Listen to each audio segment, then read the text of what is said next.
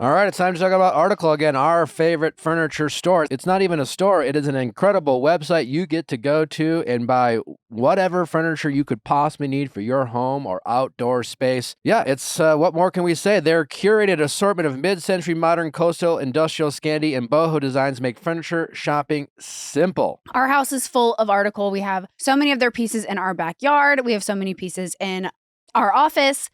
They're everywhere. They're in our, we constantly see the Article moving truck throughout our neighborhood. Article has so many great things about it. The pricing is incredible because they don't have those kind of unnecessary showrooms. Also, they have a great inventory. You know, their furniture pieces are available. So, you know, the furniture is ready to be shipped when you want it most. They also have a fast, affordable shipping across US and Canada. Plus, they won't leave you waiting around. You pick the delivery time and they'll send you updates every step of the way. So regardless of what room you are looking to upgrade, especially the outdoor with summer coming up, make sure you are upgrading your furniture with Article. Article is offering our listeners $50 off your first purchase of $100 or more. To claim, visit article.com/VIALL, and the discount will be automatically applied at checkout. That's article.com/VIALL for $50 off your first purchase of $100 or more.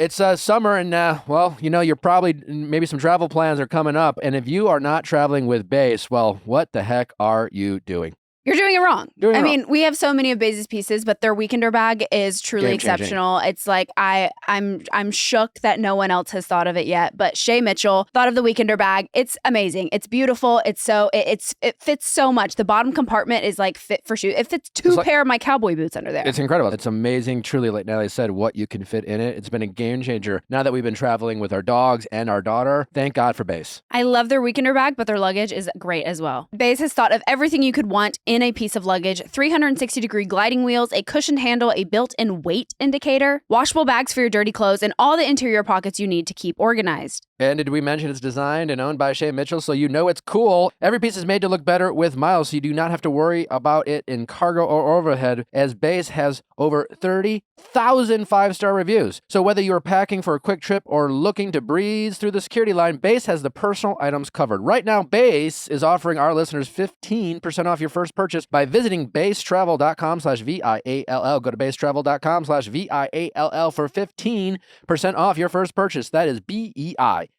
travel.com/VIALL. You're crazy.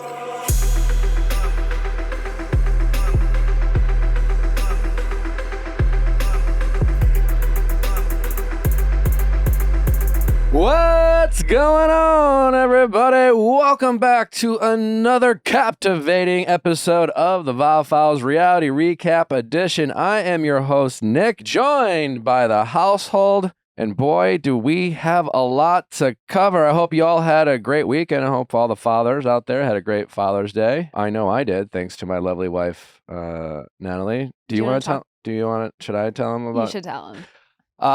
Start from the second that you opened your eyes in the morning. Yeah, we want I all thought you the just wanted to talk about details. the gift.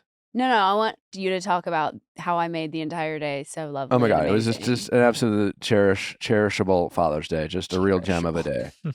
It was I cherish it. Don't you want me to cherish it? No, of course. You've made it Yes, I do. cherishable. Cherishable. Yeah, I made Sounds that like up. perishable. Let's see. At 10:30 the night before, we put River to bed, and she was crying. And what did you ask me to do at 10:30 at night the night before Father's Day? And I said, it's Father's Day weekend. She goes, that doesn't count. No, I you don't said, get the I'm whole not getting out of bed. It was restart the Wi-Fi.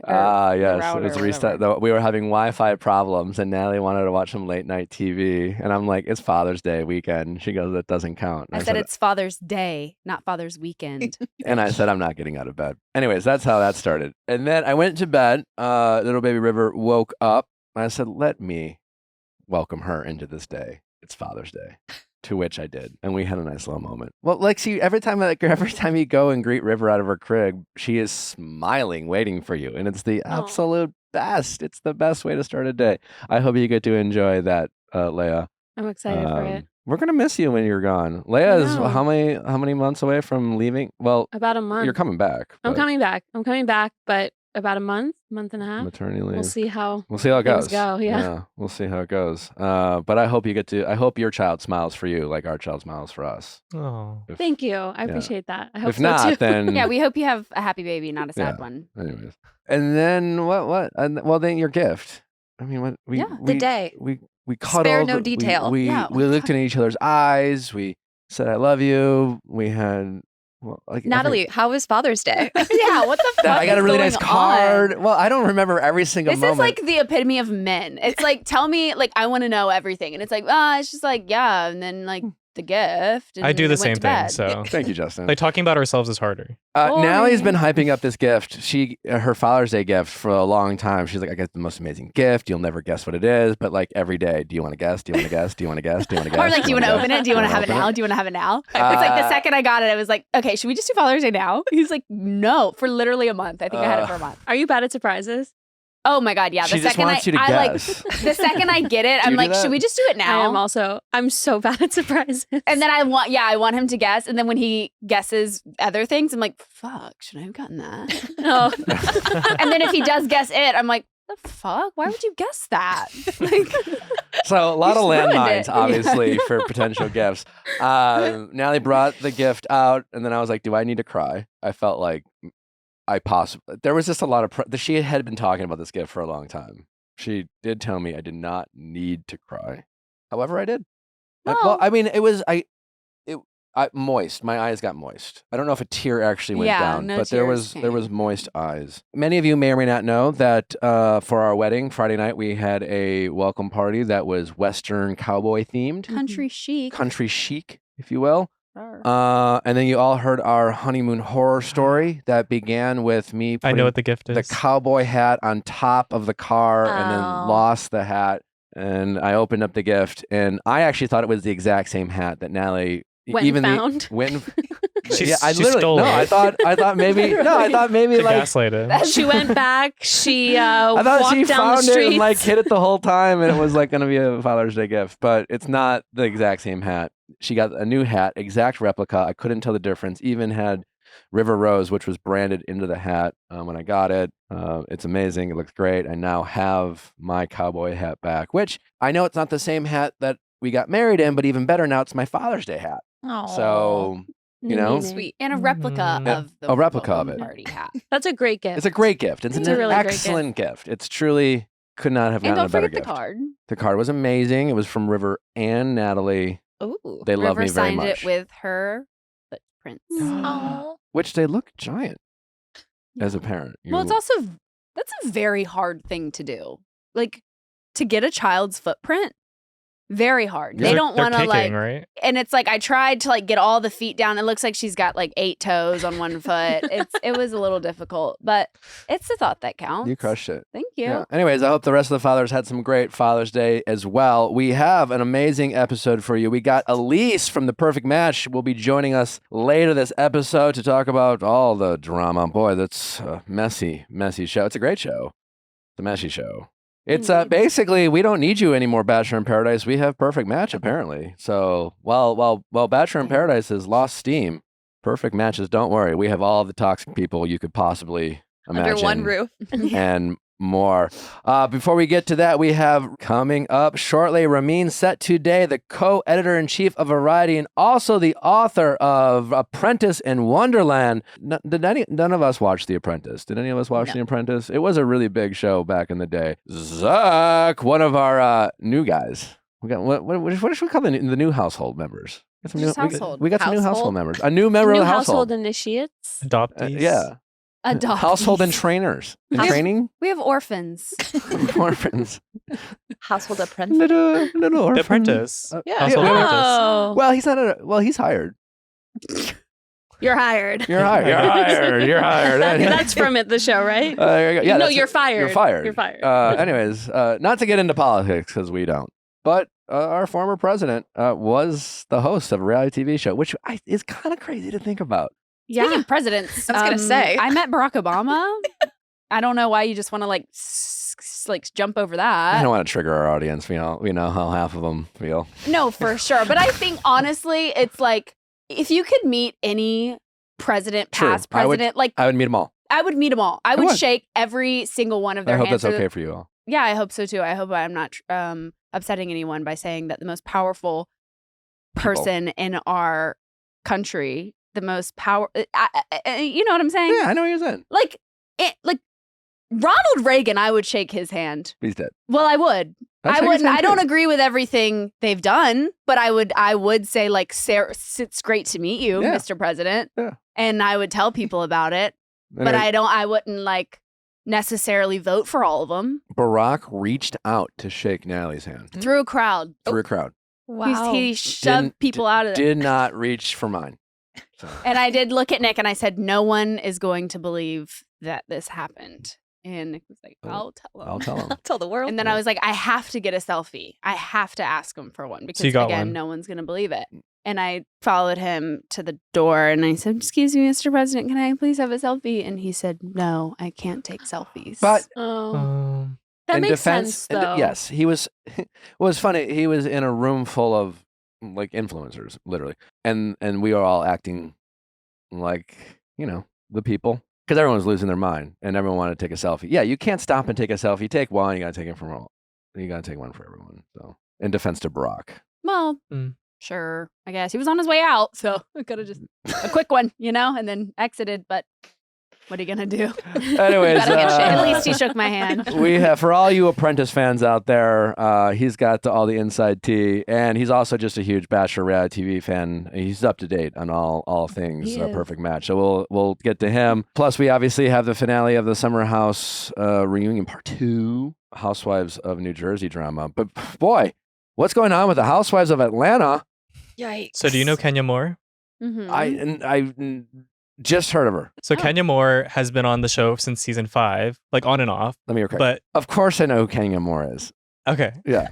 Yeah. So Kenya Didn't she win Miss America? Miss USA. Miss USA. Yeah. What's the difference? There's 2, right? Both exist. You're Miss right. America and Miss USA. Miss USA and then Miss Universe. Can we bring a picture of Kenya Moore? Well, the difference is one is the US of A, the other one is the universe. No, but isn't there a Miss America and Miss USA? Aren't there 2 different pageants? I think there's Miss of Mall Can we America. get on Google? Let's figure it out. I feel like it's Miss America and then your Miss USA and representation in Miss Universe. How long ago did she win? Yeah, like 1990. It's been a minute. Yeah. 1993. 1993. Oh, okay. Yeah. I was just a baby. I was Like an not born. OG Miss America, like Miss USA. Mm-hmm. Anyways, what'd she do? So this past week, Kenya Moore was suspended indefinitely from filming Atlanta Housewives season 16 after revenge porn. Aren't they in the middle of filming? Yes, so they're currently filming, and allegedly... When was the last time a housewife got suspended mid-season? I think this might be a first.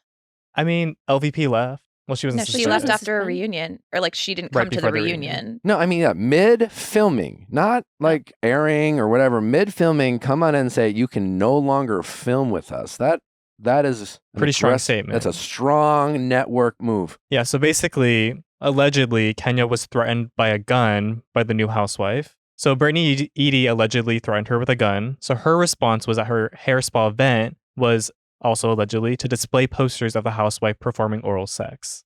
So she did that. Bloggers that were at the event basically came out and were like, I'm appalled. I was at this event. That is revenge porn. There was revenge porn on posters of this housewife. And then so she came out and she said, I would never engage in revenge porn. I have never distributed private images owned by others to sue or threaten or blackmail. So she said that, but then she was suspended and now the network is investigating the situation. So then she hopped on a live and she said, you will be seeing me. I'm not going anywhere despite all the stuff surrounding whatever it is people decided they want to write.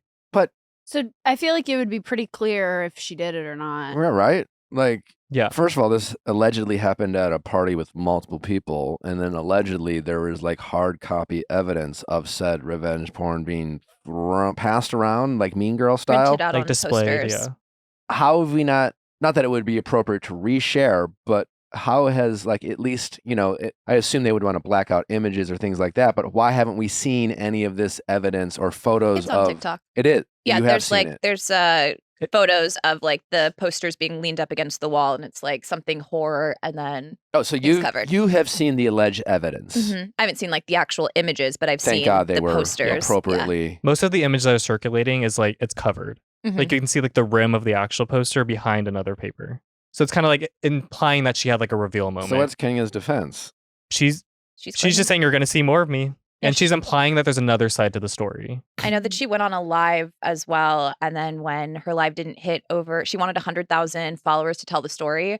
And she hit 11,500. And she was like, well, I guess I'm not gonna share everything. How many followers does she have? Millions. Millions? Mm-hmm. Yeah. But 11, like on a live, 100,000? She has 2 million followers. Good for her. That's great. But 100,000 on a live is never going to happen. I don't know what you need. I don't know if Kim Kardashian could do that, to be honest. I just don't know how you're a grown woman in today's day and age and you don't know the difference between revenge porn and it not being, or I'm like, you're printing out illicit images of one of your co-stars to embarrass her. So I'm like, regardless, what you did was wrong. But she's claiming that like she's done nothing wrong. Yeah, she's saying that what she did isn't revenge porn, or she's saying she didn't do it. Or she's saying I she mean, didn't this do all it. happened within the past week. So it's a little unclear whether she's saying someone else put it there at her event or like, I don't consider this revenge porn. But basically, this is in response to the feud of allegedly Brittany Eady, the new housewife, threatening her with a gun. Where did that come out of? Through the bloggers. Yeah. And like at her house, like at an event, like through text, like how did like these are just bloggers that so like I was telling Nick this, that even the New Jersey housewives, Gia had said that all of the housewives have bloggers at their events. In Atlanta, we know like Candy, she's friends with a lot of her fan pages and invites people to dinners and stuff. So I think it's just like the culture is that bloggers are at events so that they can start the rumors and like the drama. So like word of mouth. They're there They're there to report the tea. Yeah, because then housewives get mad because they're like, well, you spilled this to the press. So now I'm mad because you spilled that. And then da-da-da-da. Messy. But now people are basically comparing like Kenya Moore being suspended indefinitely to like Tom Sandoval and the revenge porn, but he still got to film a season. Not remotely the same. First of all, Tom's alleged revenge porn is very much alleged. We don't know for sure.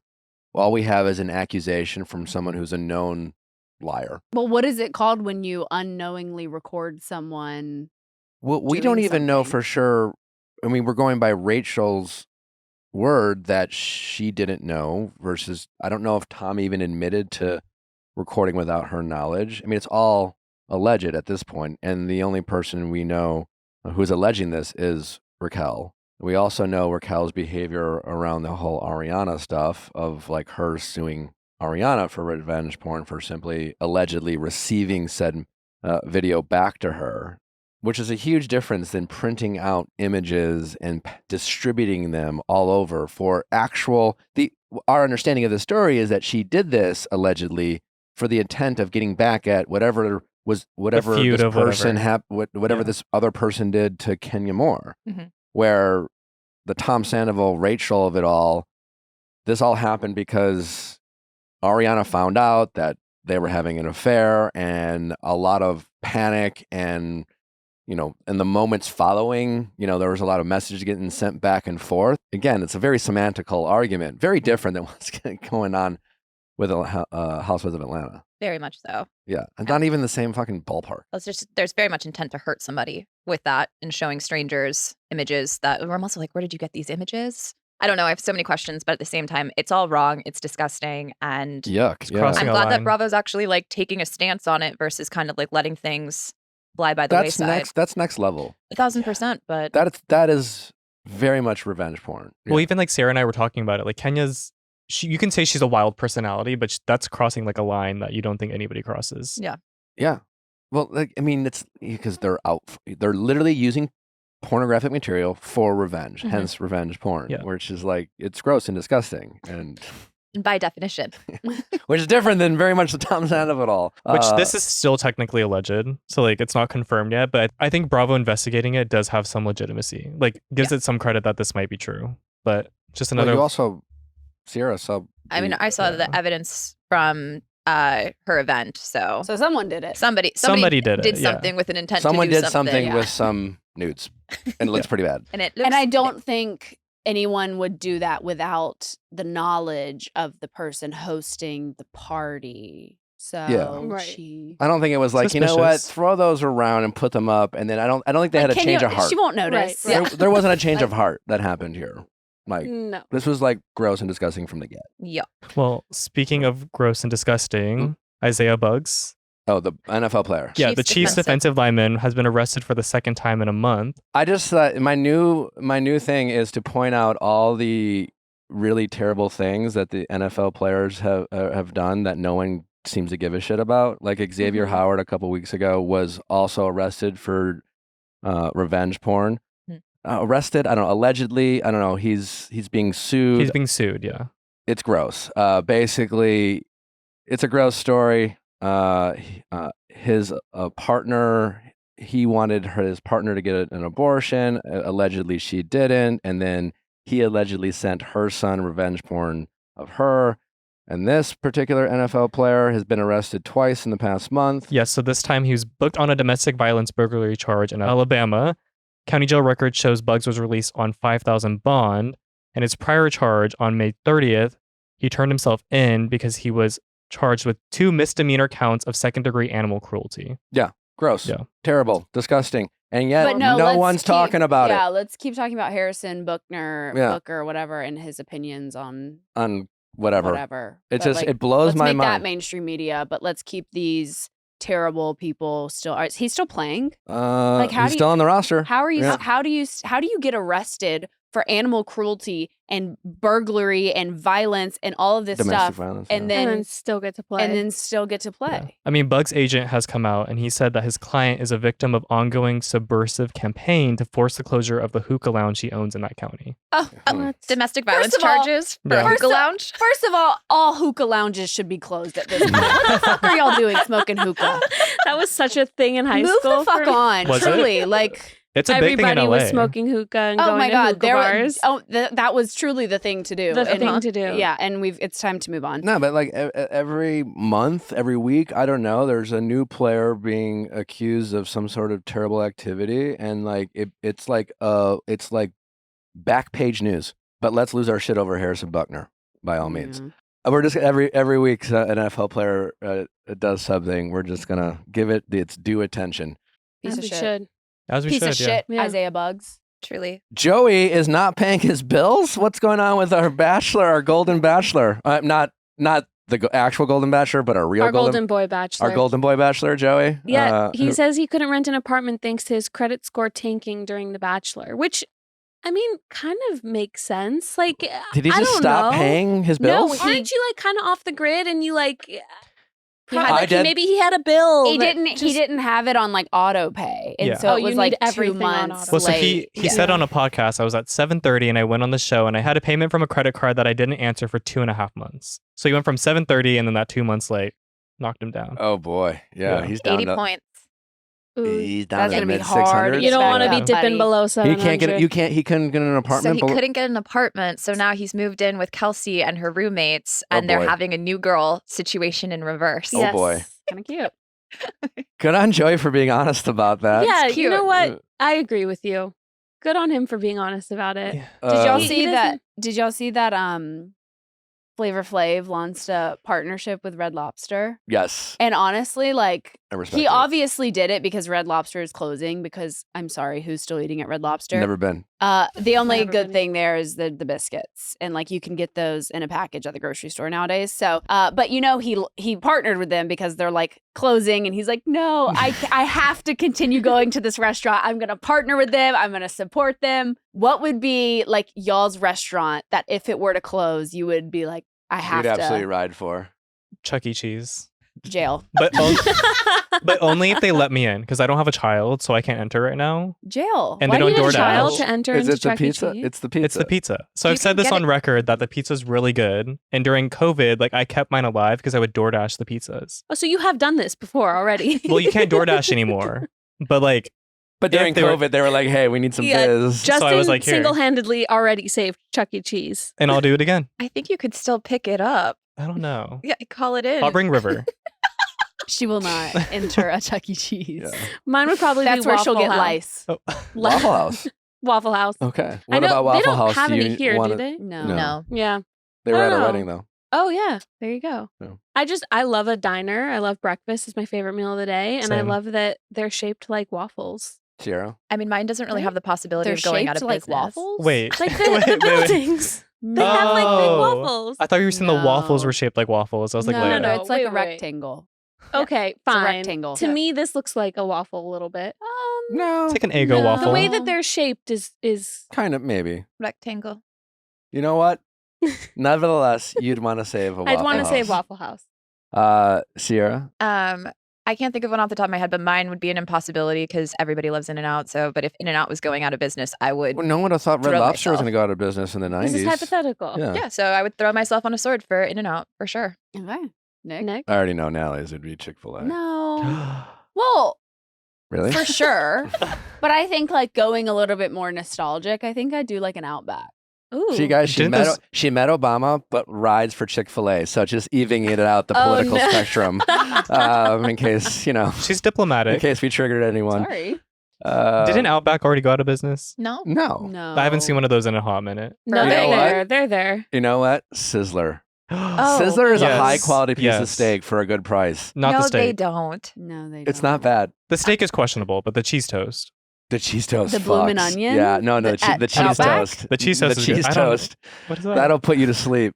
I haven't heard of the That'll Sizzler put you to since my sleep in a grandma. bad way. You'll die. There's one in Eagle Rock. I would go to now and then. Sizzler's a good one. It's a high quality piece of meat for a good price. $7. It's a type of steak that you don't mind putting steak sauce on. Like as a It's steak. bad.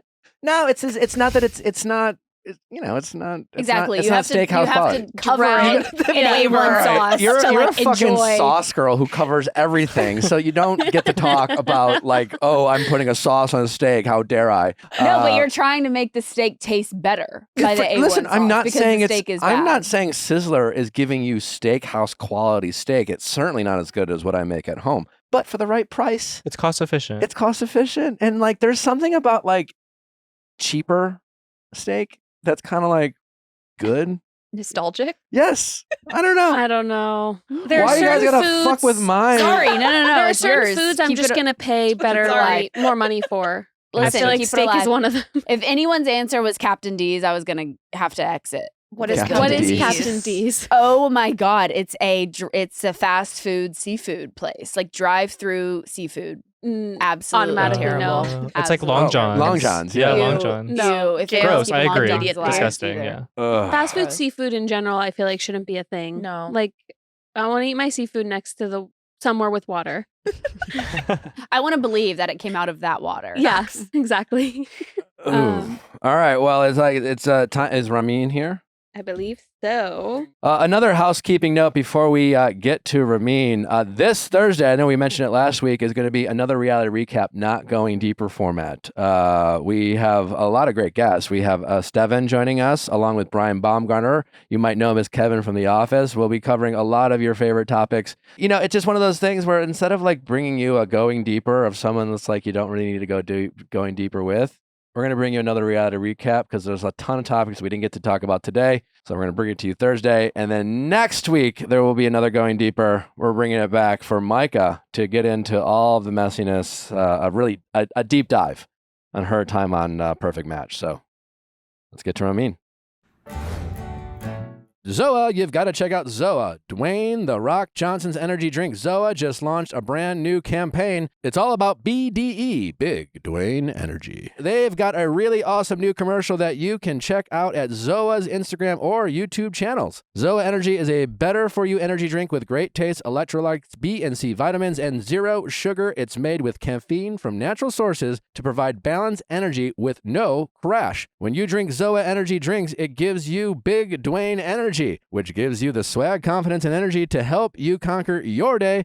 Here at the Viall Files, my team has loved ZOA to give them the extra boost to get through their days. With ingredients that enhance energy levels, ZOA Energy helps my team find the spark and motivation they need to get their job done. They've got 8 incredible flavors like tropical punch, wild orange, white peach, and now frosted grape. My team loves frosted grape and cherry limeade.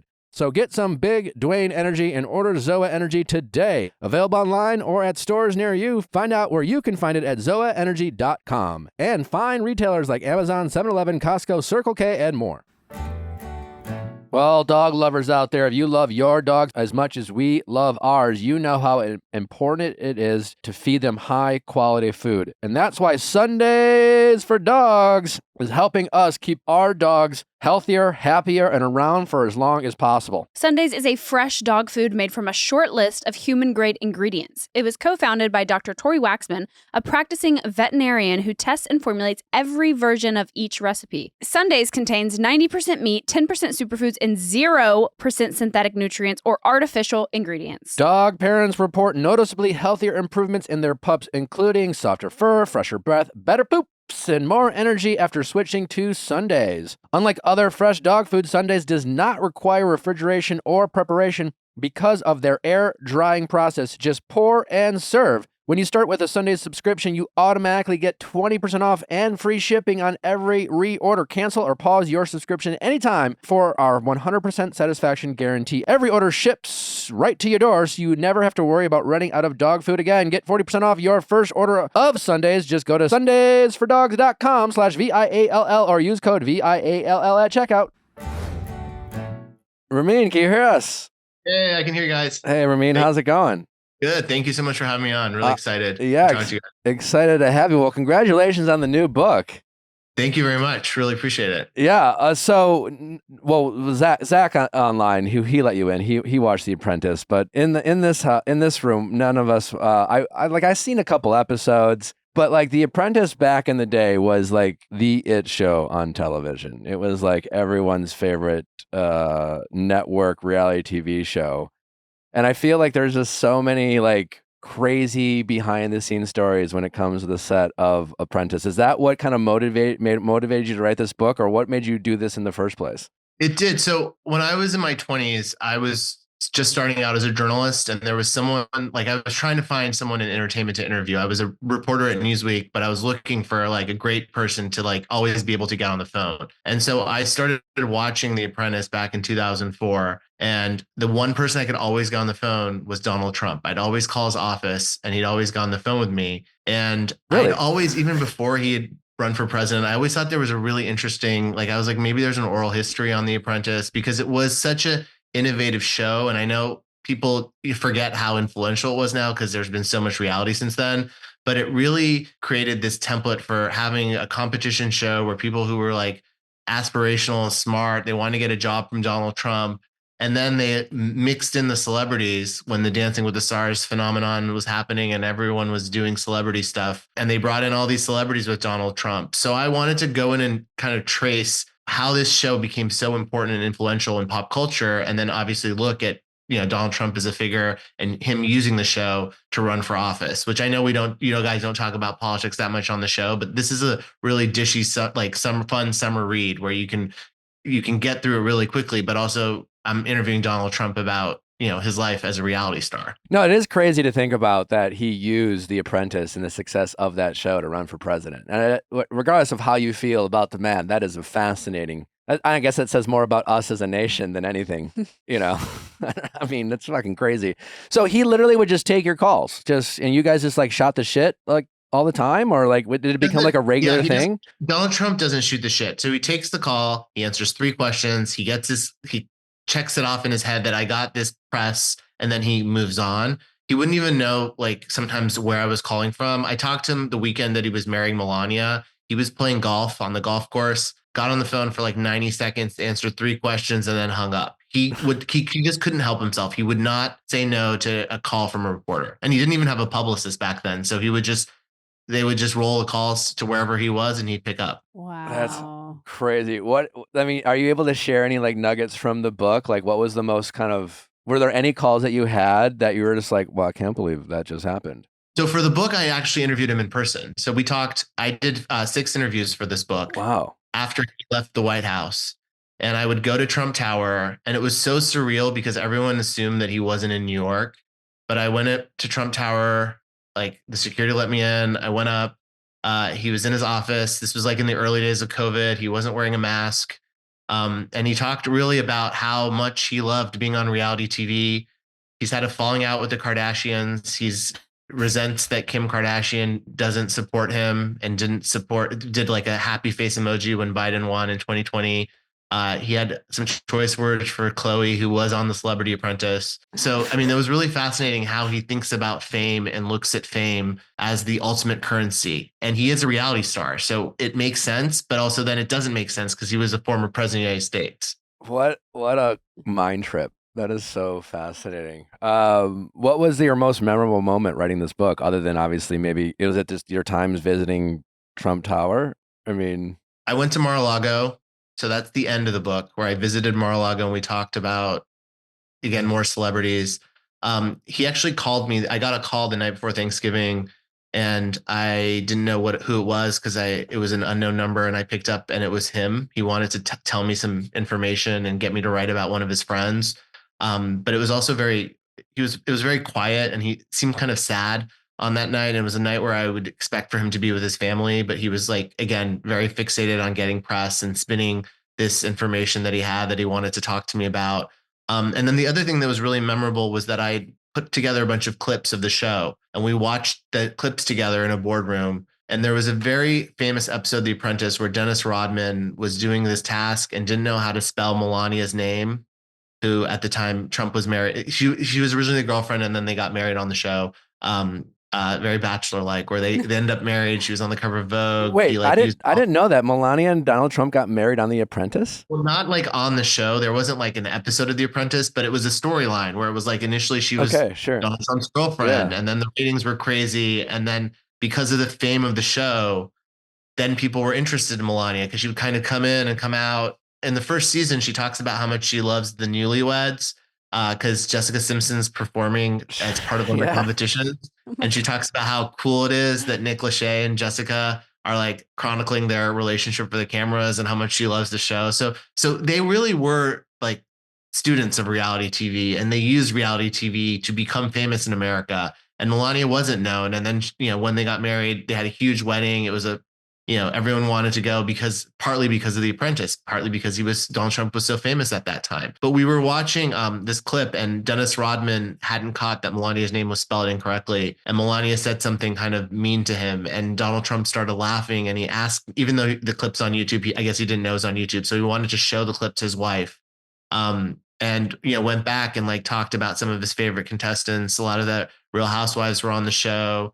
Nene Leakes was always very challenging on the show, and got into like fights with people. But because Bravo was owned by NBC, they would do a lot of cross promotions and have a lot of celebrities on The Celebrity Apprentice. So we went back and sort of talked about all the different contestants, and then we would talk about Afghanistan. He'd want to talk about things he did in the White House, but he was so much more invested in The Apprentice than he was in anything we talked about when it came to him being president of the United States. That's wild. Do you know, does he watch any reality TV shows? Did he reveal to be like a Bachelor or Love is Blind fan or anything like that?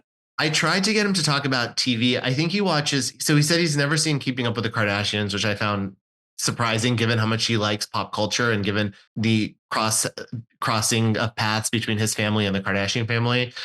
He watches a lot of cable news. He's not actually interested in watching like entertainment shows, but he watches a lot of cable news, and he talked about how whenever there's anything with him and his family, he'll like DVR it. But he's not a huge reality TV fan. He just knows how to use the tricks that he learned on this reality show to captivate Americans. That is fascinating. And what are some of those, just so we can maybe use it? No. What are some of those tricks that he's been able to captivate his audience with? What's interesting is that one of the contestants from season 1 told me that Donald Trump basically became a character on the show, and then he's that character now. So when we see him talking or doing press or denying that he lost the election and saying it's all election fraud, it's a character that he's played, that he started out on The Apprentice. And I do think this happens to a lot of reality stars where they're someone who they are kind of melds with who they become on camera, and then they can't separate the two. Yeah, like a la Tom Sandoval. That's we kind of always said that about him. Like as I've gotten to know Tom,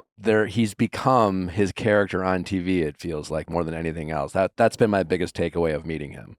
And he accused Omarosa of that, who, became the villain in season 1 and then came back for 2 more seasons and then eventually went and worked in the White House. He said that she started playing a villain, so she ended up not being as fun and as exciting for the viewers. But Donald Trump also is playing this character that he became on The Apprentice for America. So it's the book really explores how reality TV changed the world and changed our perceptions of what a president should be and what a president needs to do and the duties of a president of the United States. That is fascinating. So you've obviously spent a lot of time talking to him. You've hung out with him. Like the man, Donald Trump, did you get to meet like a different side of this person, or was he at this point still kind of playing his character when you interviewed him? Or did you feel like there were moments where you got to see a glimpse of someone that most people don't get to see?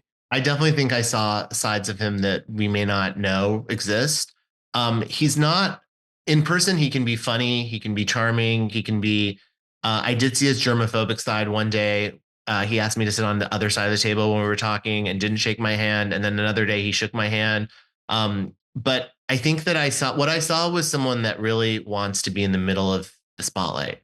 And it was funny because in the beginning, when I talked to him right after he had to exit the White House because he lost the election, he was deflated and not as excited. And then when I went and visited him at Mar-a-Lago, and he had all these legal problems mounting, I thought he'd actually not be in a good mood. But he was relatively happy that people were talking about him again. And so again, that goes to kind of reality TV. It doesn't matter what the scandal is. If there's a scandal, people are talking about you. They're engaged. They're interested. If he's, being tried in, Manhattan court, he gets to at least get all the headlines and attention. And that's what he really thrives on. That's what I really learned in my time with him, is that he loves attention.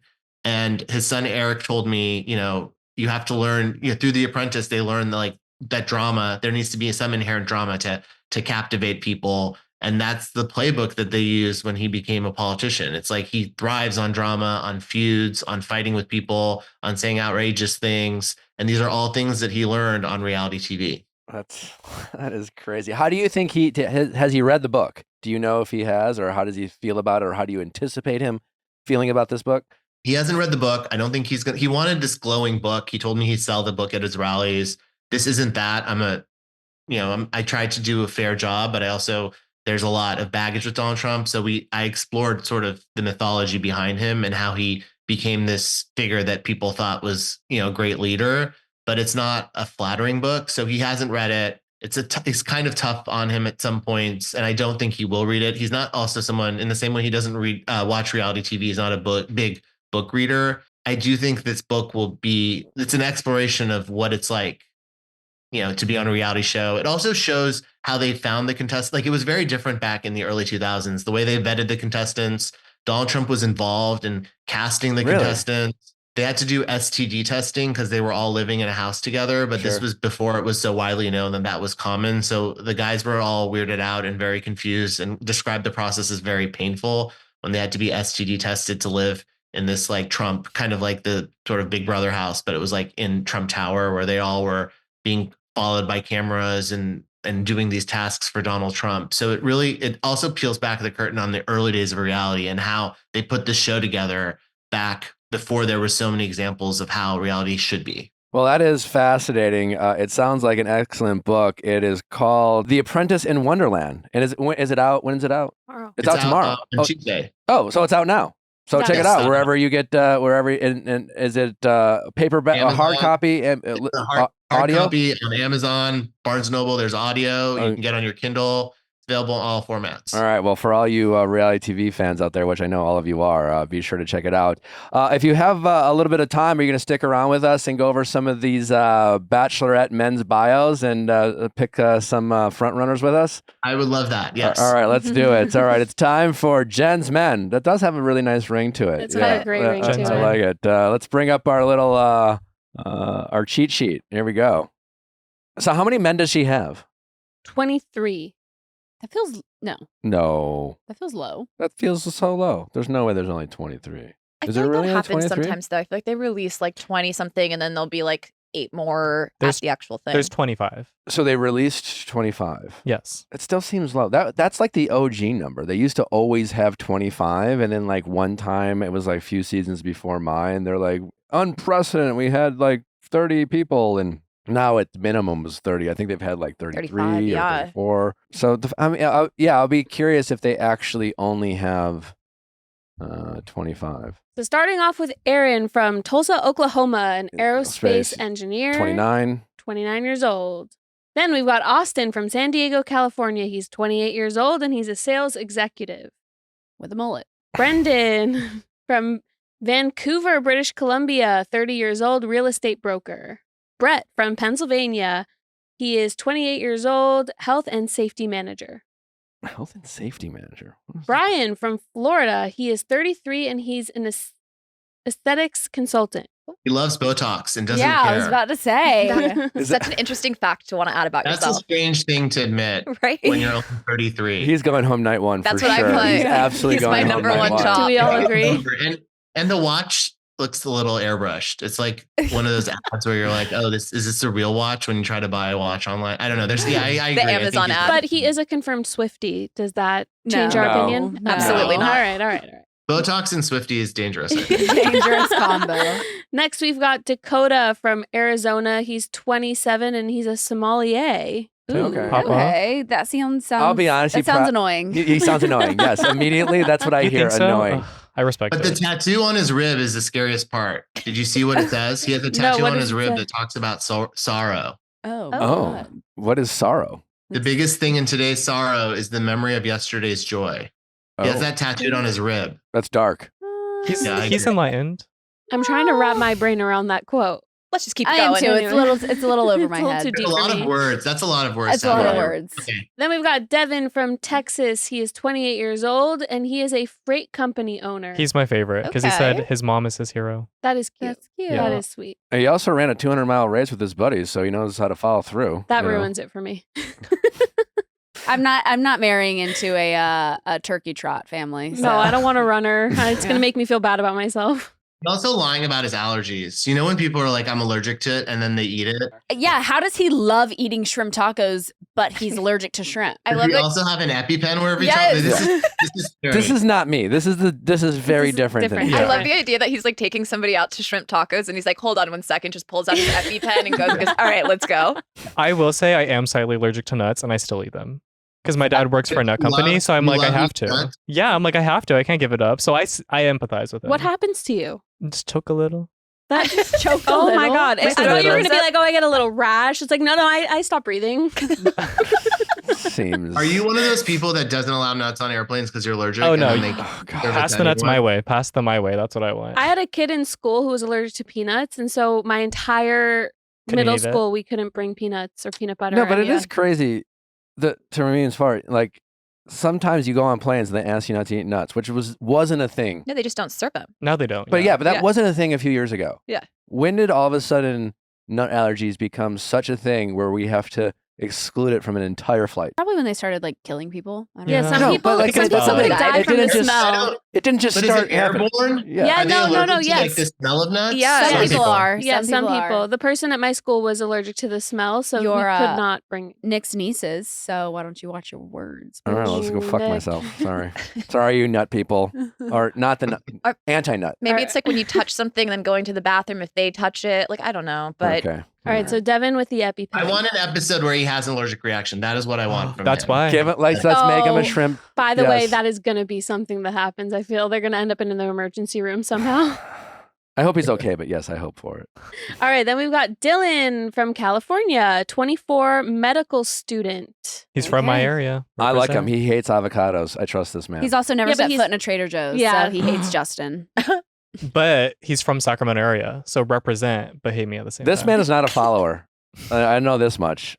This Why? man marches to his own beat. Because he doesn't go to Trader Joe's. No, 'cause And he hates avocados. What do you mean? He's a big fan of wine and painting date nights. That's the most like Cliche cliche date. shit you could say. That's just being stressed out for your bachelor and trying to impress the ladies. But like admitting that you don't like avocados to an entire nation is bold. Hmm. Wait, so he's a medical student. So basically, Devin's going to have an allergic reaction. Dylan's going to be there to like help him. Jen's going to fall in love with Dylan, being like, oh my God, he saved him. Interesting. Love. And then they're going to go to Trader Joe's on their date. Yeah, There you go. Yeah. Then we've got Grant from Houston, Texas. He's 30 years old and he's a day trader. Okay. It's kind of boring. He's going to go home. Hakeem from Illinois. He's 29 and he's a medical device salesman. He can clap with one hand. Yep, going home. How do you Yeah, make that that's work? annoying. Yeah, no, I can I can No, clap with one it's hand. You're not making any I wish I noise. could show you what you look like. Nick, there's no sound coming out of your literally, hands. you can't do it. You're just waving it around. I used to be able to do it. Oh, Yeah. All right. I feel like Anyways. your wrist is just cracking. Anyways, total ick. Yes, it's gross. Moving the fuck I haven't on. done that since high school, and there's a reason why. Moving on. Dating he spent $5,000 on a dating coach also. What? Oh, dating coach. I read it as couch. Sorry. I was like, what's this A dating, couch. Wait, go back. Hakeem takes finding love so seriously that I he didn't spent do the over A. Sorry. $5,000 on a dating coach. Oh, What boy. is that like? So why is anyone spending any money on a dating coach? What do you Life Right. coach, There's got to dating be a coach. personality issue if you're spending that much money on a dating coach For when sure. you're in your 20s. There's just no hope for you at That's that a big point. red flag. And who is this dating coach that's stealing your money? Yeah. Like, And why are you admitting that? Well, it's clearly not working because you're going on a dating show. night one. Night one. Gone. Yeah. Jahan from New York, New York. He is 28, a startup founder. Okay. Here He's for hot. it. Okay, so Okay, he's entrepreneur. like Kyle. He's $4 million in debt, and Oh, and he's out of commission if he gets hangry. I don't love that. Yeah, no, there's only one of us that can be hangry. yeah, And it What? can't be you. Are men not allowed to get Literally. hangry? Not if Not if I do. Not if I Yeah. do. I can't date you. We can't Yeah. both be hangry. No, that'll be a disaster. That's called toxic. Yeah, one of us has to be like in the right mind to get us food. Yes. Yeah. because Yes. I'm just angry. One of us needs to make the decision on where we're eating Yep. and what I'm eating. Yeah, But I also think anyone that wants to fly a plane has commitment issues because they can't stand still in one place at one time. That's a hot Theory, take. Yeah. hot take. Jeremy, also from New York, New York. You have a theory about New He looks like a Yorkers on this show. trust fund guy. 29, real estate Well, investor. New York people in general don't usually perform well on Yeah. this show because the Bachelor universe is so kind of middle America and very traditional that like any kind of progressive dating mindsets in like the very harsh dating world that is the New York dating scene, it doesn't seem to translate to the Bachelor world. The characters don't seem to do very well. Mhm. And they're if typically anything, they boring. often just become Yeah. villains because they're like too aggressive, which isn't real true. It's just only in Bachelor world because like compared to like your people from the Midwest or the South are just Like a who are they- sweet Ben they're Higgins. there for the right reasons. Like, It's- these yeah. guys are just like, oh, hookup culture. Fuck yeah. Raw. Anyway, so also he doesn't look the part. No. All right, and then we got John from Florida. He's 25, also a medical student, obsessed with all things Christmas. Cute. Red flag. Oh, see, I He like stayed that. awake for 36 plus hours playing ping no, pong. he's planning on Absolutely not. getting a Duolingo campaign. Learning Spanish. You're funny. How did he play ping pong for 36 hours? Is it like continuous or did he have to take? I don't understand. That's I- a long time. It must have been some sort of. He takes drugs. There's He takes drugs. there's nothing He I used love to that have- much. He used to have a cocaine problem. Well, he's a probably. medical student, so. No, it's Adderall. Yes. Mm. Yes. The Yeah. legal version. Oh, okay. So Right. legal cocaine. Okay. Actually legal now. Jonathan, Los Angeles, California. He's 27 and he's a creative director. He calls himself a medium king. So he's short. Oh yeah. Mhm. He's really going to struggle in Bachelor world because they're all going to be like 6'3". How tall do we think he is? If he's calling himself a medium king. 5'8". 5'7". 5'8". 5'6". 5'8". 5'8". 5'6". Yeah. There's no Yeah. way they would. But he let him tells everyone he's 5'11". 5'11". He tells everyone he's 5'11". Oh, Brutal. no. Yeah. He is handsome though. Marvin from Santa Monica, California. He's 28 and he's a luxury event planner. Absolutely not. First of all, purple and purple. What is going on He's in his monochrome. There's a lot of outfit? purple going on. Terrible? He speaks French fluently. But he is dreaming of Oui. buying a beachside mansion in Malibu. Aren't we all? Get in line. Oh my God. She said next. Then we got Matt from Atlanta, Georgia. He's 27, insurance executive. He has a nice smile. He looks like a does. He's pirate. cute. Yeah. Okay. I'm not here for it. Oh, okay. Nope. Sierra hates him. Yep. He wants to climb Mount Everest. He wished he had the ability to Boo. teleport. Nick. Yeah. So does Nick. That's Same with your. me. That's your. That's my superpower wish. Interesting. Yeah. Teleport. Be anywhere, anytime for anything. Mine's invisibility for sure. That's creepy. Creepy. That's creepy. I want to snoop. Mine's efficient. It's just I like, wanna hey, I'm see- late. I need to go here. You're just like, I want to see people on your ass. Ooh. Yeah. people undressed. Undressed? No, it's more so I want to see if people are Talking talking bad. shit. Talking shit about you. Mo's from New York. He's 25. He is Mo's an from The algebra Office. teacher. Oh, he's a teacher. An algebra teacher. That's kind of Oh my sweet. god. That is kind of sweet. He speaks Spanish. Oh, he played Maybe for he the can teach our friend who's learning Spanish on Duolingo. Right. former professional athlete of the XFL. Which one is XFL? It's like The fake. well, it's not the fake, but I mean it's X Games. no. Oh, It's a professional football league that is trying to trying to be the NFL, but Okay. struggling to be so. Got But it there's a lot of he's a very talented athlete to make it to the XFL. Okay. Like, What does the he's- X stand for? I don't know. Okay, just curious. And he can't date you if you have a pet tarantula. Same. Yeah, that feels valid. Yeah, it's Who- but wait, who wait, has but a pet who- tarantula? Talk about your trauma. Like what happened? Like specifically, it's like I don't want to date anyone who has a lion. Okay, Yeah. can't have a lion. Yeah, how many pet tarantulas are out there? Jesus. Well, he's from Albany, New York, which is not real New York, so maybe he'll do well. It's a state Also, capital. are there okay. tarantulas in Albany, New Yeah, York? do they have a spider problem? There's probably a lot of things in Albany that we don't know about. Actually, New York is having a spider problem right now. Oh yeah, the flying ones. Yeah. Parachuting down. Absolutely. Fuck not. yeah, The scary yellow ones. Uh huh. Mhm. Poison More it. like rats. I live in New York. It's more rats than spiders Okay. here. All right. we like those. Ooh, so. pick your Ricky poison. from Miami, Florida, not to be confused with Ricky Martin. 28 pharmaceutical representative. He never celebrates his birthday. Why? I wonder what Interesting. happened to him on his birthday. It's like, yeah, do you celebrate other people's birthdays? Like, I don't love my birthday, but like Is he having a a hard witness? stance to say he doesn't. Is he? Yeah, right, is like how rigid is this? Is he a witness? yeah, is he a Jehovah's is Witness? he like, okay, I don't want to celebrate, or is he like, we can't celebrate my birthday? Mhm.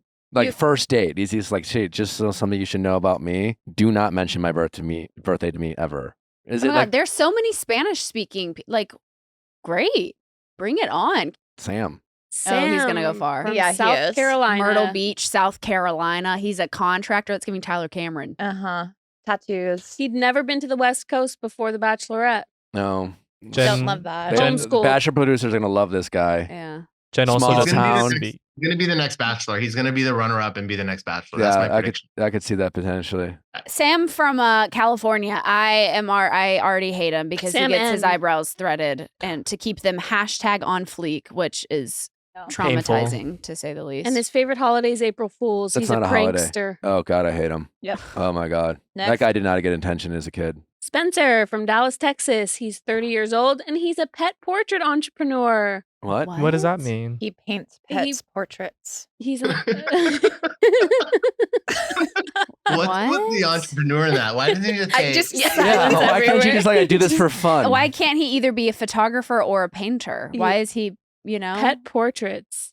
But it makes it sound like he collects pet painting. What's his company's name? Yeah, it makes it sound like he sells his. I don't know. He has a basement full of pet portraits. Yeah, I don't know. He What is ran the fact? Thanksgiving two- serial killer. He ran 2 ultra marathons in the last year. No, No. done. It's the second person on the show who just Yeah. loves to run. Mm, Ouch. not into it. He recently hiked 47 miles Oh, through the Grand God. Canyon for 27 hours straight. 27. It's too much outside. No. Yeah. I bet he knows a lot of facts. I Yeah. honestly think he'll go far. Why? Yeah, I don't think know. he's because done he like can first run night. fast. You think he's done first night? I think so he's too. first Well, they out. can't all go home first night. Yeah. Thomas N. from Georgia. Tucker, He's Georgia. 31, retirement advisor. Ooh. Former professional swimmer. Okay. Oh, he Where went do you cliff swim diving? professionally? The Olympics. The Olympics. Yeah, is he that good? Bathtub. He might. I feel like no, he definitely would have said he was an Olympic swimmer and not professional swimmer if he had anything to do with the Olympics. Went cliff diving in Italy. Okay. Risk taker. He was probably like a water polo player in college or something. Yeah. He wants to travel to every continent. I actually kind of like him. Okay. Okay, next. Then we got Thomas A. from Ontario, Toronto. He's 27 and he's a physiotherapist. That's Hmm. like, what's the difference between a physiotherapist and a physical therapist? Physiotherapist. What is a physiotherapist? I feel like it's very similar to a physical. Well, it says a physiotherapist or a physical therapist works with patients to help them Ah. manage pain, balance. Physiotherapist Yeah, it's the sounded same a little thing. bit better. Okay. Sounds a little more profesh. Yeah. Okay. He's gone ice skating thousands of times. I like ice skating. I just feel like if No. you have like a small amount of Thousands? facts to say about yourself, and it's I like to run. I've ice skated thousands of times. Like there's not a lot going on there. Why not say a lot? Well, Why he say it he at is all? from Canada. He's from Canada. Okay, He I also guess. enjoys long drives with no specific destination in mind. In this economy, If there's no food involved in that, then no. do gas prices these days? Yeah. Maybe it's cheaper in Canada. Oh, boy. Next. It is cheaper in Canada. That's the reason. But there's also nowhere to go, so he's probably driving in circles. That's why he has no specific destination because he's like, I don't know, there's nowhere for me to go. So What'd you do today? Sit in traffic? It was might the be too best. cold to like actually get out of the car. Kevin from Colorado. He's 35. He's a financial analyst. He's been skiing over 200 times. Look at all these people. They know exactly how many times they've done these things. Yeah. What? No. It's like, hey guys, I'm Leia. I've walked to a lot of places. Oh I no, don't the know. next one. He cannot tolerate bugs. Under any circumstances. No, No. I need someone who can. Mm-mm. We can't be like both screaming over a spider. we like can't. Mm-mm. That's what the vacuum's for. Don't need to see it later. Can you date a guy who's afraid of bugs? I absolutely couldn't. not. No. Absolutely not. Because I'm irrationally afraid of them. Like when one comes near me, like I jump, I scream, I try to stay calm. But like the idea of having a partner match that energy, absolutely not. Absolutely not. He owned his own barbecue restaurant. Oh, okay. What happened But to what it? happened to it? yeah. Real question. Yeah. Was it bad? It's Was another there a bad bug? business. Was there a bug infestation? Where'd it go? But he's a financial analyst. Go back to the first guy. Aaron? Yeah. This I is think he's gonna win. this is my fighter. Oklahoma. You think he's gonna win? Yeah, That- I think he's Noah's an brother? aerospace engineer. He I don't has know. an I think he's going to be embarrassment known as Noah's brother. Yeah. He's the a next- hot aerospace engineer. Like that's just and he's like yeah, What are he's his my fighter. facts? Yeah, but have you met Noah? Yeah, but he doesn't look anything like Noah to me. I feel like He's he's No, twin. but siblings are different. I don't think you can say that because That's someone true. has a weird sibling, they're the same. yeah. Also, they seem like Very a different. cool couple to double date with Okay. or to like be family with. Noah and Abigail. Yeah. Yeah. What does that mean? Have you met Noah? He's an interesting guy. But again, they think they're fraternal twins because, like, No, he's 7 minutes older. yeah, like when I squint, I can see it, but like that's not the first thing that jumps I out to don't me. see it at all. So again, I think he's Alright. gonna win. Okay. Oh. All right. Well, Marcus from North Carolina. Okay. He's 31 and he's an Army Ranger veteran. Ooh, Okay. No, sorry. There were so many Rangers in Savannah, Georgia, and they're just maybe he's got a bad rep, but those guys are too brutal. Okay. Thank you for serving our country, but he's just brutal. okay, Madam President. Maybe Wow. maybe they just have a bad rep, but the ones in Savannah, Georgia are absolutely awful. They're also all very short, so I don't know if he is, but Okay. I stand by that they should put their height instead of their job. Well, they're all like 6'2" or over. They Hmm. cast giants, typically. I Mm-hmm. don't know. All right. So my front runner is the tattooed guy, the Tyler Cameron construction guy. that you think will win or you think will go home Sam. first? I just top 4. That's all I'm gonna. I don't know. Who knows? Yeah, top I mean, 4. I don't know Jen's type. I'm just saying I think he'll go far. That's- Dakota is top 4 too. The one with the sad tattoo. The sommelier. Yeah. Oh God, no. I think he's giving bad boy, Oh, so I think she's gonna he's win top it. 4. No. Who do we think is gonna be the villain? Dakota. Any of 'em. Maybe Aaron. He gives me villain energy. Dakota's with gonna his- be the Right? villain that she falls in love with. It's not how that worked. Mm. Boy, it's It's an interesting group. yeah, poor Jen. Yeah, maybe we'll feel differently once we see these guys, but it seems like I like Austin. I feel like we always aren't like the biggest fans Yeah. when we see their pictures and read their terrible, terrible facts. But like, it's as if The Bachelor wants us to hate oh, I these think people. Austin will I go like far. Austin. He keeps his teeth straight. He But keeps he wants his to be teeth Justin straight. Bieber. That's scary. Just for I a didn't like that day. fact Just either. for a Just day, for a though. day. I would love to be a celebrity just for a day. Just for a day. But He why would you doesn't go- choose Justin he doesn't Bieber? go Of all- see. He of all doesn't. the celebrities, why would you choose Bieber as the person you want to be? He doesn't go anywhere without his retainers. Aren't you supposed to? Like, isn't that? What That do is you a good mean? point. If it's just for a day, what is it about Justin You're Bieber? not- That's like the rule. You're supposed to like carry your retainers everywhere. He to keeps his use them. teeth clean Yeah. and He straight. keeps them straight. But again, why is this one of the most interesting facts about yourself? Because He most follows people rules. What would Yeah. what would your 3 things be if you had to make a bio? Like off the top of my head, but I don't know. But like I would Mm. have things a One, little bit. definitely one of One mine would be funny. I have shaken hands with 2 of our U.S. presidents. Yeah. There you go. That's a Sorry. great one. That's a flex. Groundbreaking. Which Nick, two? what was your? Biden and Barack, the BB. But not Donald Trump. but I've shaken not hands Donald with Trump. Oh, there you go. There you have. We covered 3 between the 2 of us. Wow. That's There we pretty go. cool. We're That's very cool. presidentially seasoned in this room. Yeah. Yeah. Good for us. I also kind of think that Brian, the Botox loving Swiftie, I think he might be a villain because it's giving catty energy. Yeah. Yeah. Yeah, the Botox. Mm-hmm. That screams friend, not boyfriend. Yeah, but it also seems like trying to fight to stay on the show. Like, I'm going to cause problems. Ooh, I can see that. Yeah. Yeah. Aesthetics consultant. Aesthetics consultant. Yeah, God. He's a big fan of Travis Kelce and Taylor Swift's relationship. I don't like his He's outfit. totally going to be a villain. No. You're right. Yeah, but Yeah, this is the guy who says what he thinks you want him to hear. yeah, He's wearing too much blue. an aesthetics consultant. Can you wear too much blue? Look at him. He's wearing all different, like a blue watch, a blue shirt, blue pants. You can when the background's blue. Well, that's not his fault. No, Yeah. no. So they Without did him the dirty. background, I think it's even worse. Ramin, it's been really great having you on. Thanks for taking the time. Congratulations on the book. Again, be sure to check out and pick up your copy of Apprentice in Wonderland, now available wherever you get your books. It's available on audio as well. It certainly looks like a fascinating read for anyone who's a reality TV fan and honestly maybe a little bit of a political fan, but certainly a reality TV fan for all of your insider tea on The Apprentice. Ramin, thanks so much for taking the time. Appreciate it. Thanks for having me on, guys. Bye. All right, take care. We're Thank you. fun. Jen's men look really great. I'm excited for the season. We'll see what happens. Again, I feel like we always just hate the facts they give and the photos they take. But once we see their personality and them in like tuxes and suits, Yeah. it's all a little bit better. I you feel know? like with any reality show, whenever they're going over the bios or it's like, hi, I'm Leia from Los Angeles, California, and I'm blah, blah, blah, blah, blah. I hate every single one. And then as the show goes on, I forget all about them. I don't know what I even wrote on mine or what. Haven't we tried to find it before? Is and it we, like, gone? couldn't? I'm sure if you looked really hard, I could you find can it. I'll but find it I'm on later. it.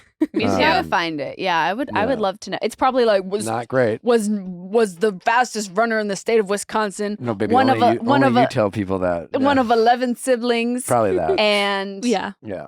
It definitely had something to do with my siblings, I'm sure. Not everybody's and- is shown. Yeah. And then granted, they're also like answering many questions, and then it's ABC who gets to cherry pick which ones they actually Mhm. share. Hmm. So it's not like they're like, you know what I need you to know is I'm afraid of spiders. They could just be like, you know what, also, and one more thing. Not a big fan of spiders. And then they're just like, hate spiders. That's the one. That it could be that. So yes, Natalie is being very level-headed. Rare. There's a lot of decisions you have to make when you have a baby, and the one that I feel the most comfortable and safe making is using Huggies for our daughter, River. I always tell Nick that when River's crying, she's trying to tell us something, and that's the case with most babies. They express it through cries, and so we've turned to Huggies. The new Huggies Skin Essentials are here. A brand new dermatologist-approved line of diapers, wipes, and pull-ups training pants that are all designed with baby's sensitive skin in mind. Their wipes are so thick and pH balanced to help maintain healthy skin. Their wipes have 0 harsh ingredients for a great, gentle clean. The Skin Essential Diapers features the Skin Protect Liner, which is what helps take care of the ick and stick that can cause rash. They have this liner built in their diapers. The whole diaper helps protect against the top 2 causes of rash by managing moisture and running mess. The liner gives you the barrier to help absorb moisture and lock away runny mess from baby skin. Pull-Up Skin Essentials has your big kid covered too with a training pant that is ultra soft and breathable to help protect sensitive skin through potty training. Learn more at Huggies.com. Once again, head to Huggies.com to learn more.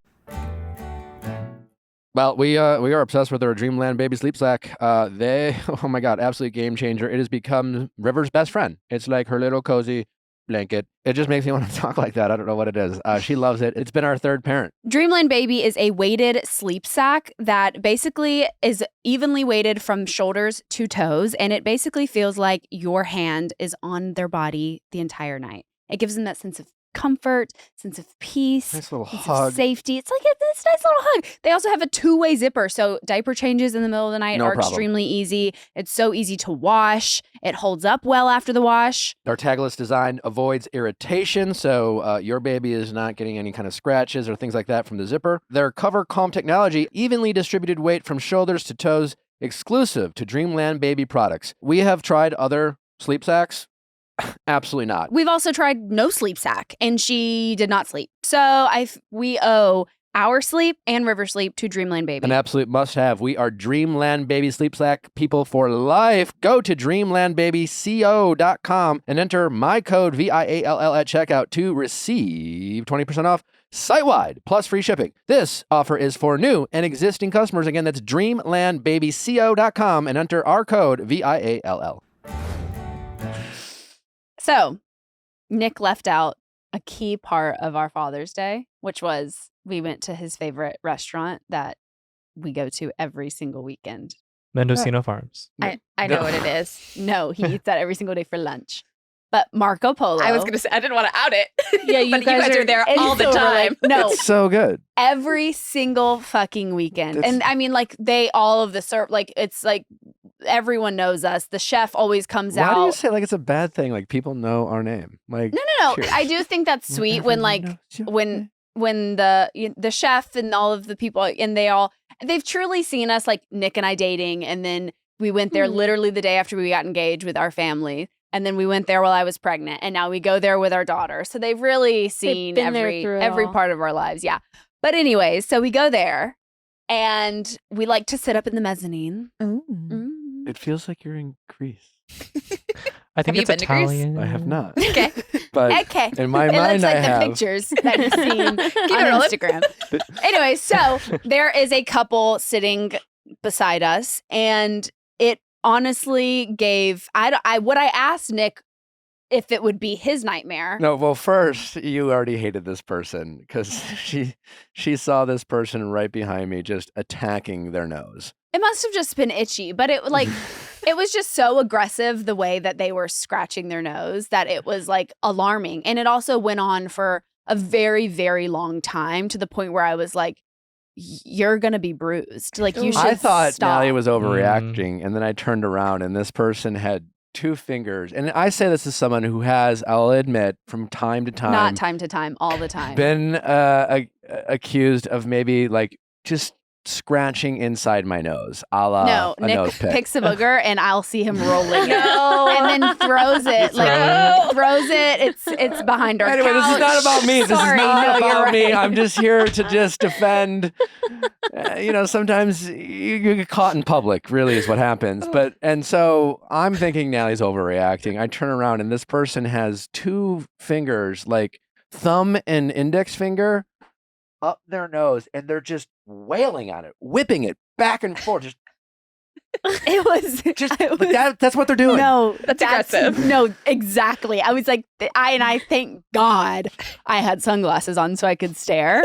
But like, it was so aggressive, and like their husband was staring. Like they were doing this, just no shame. They and both did it?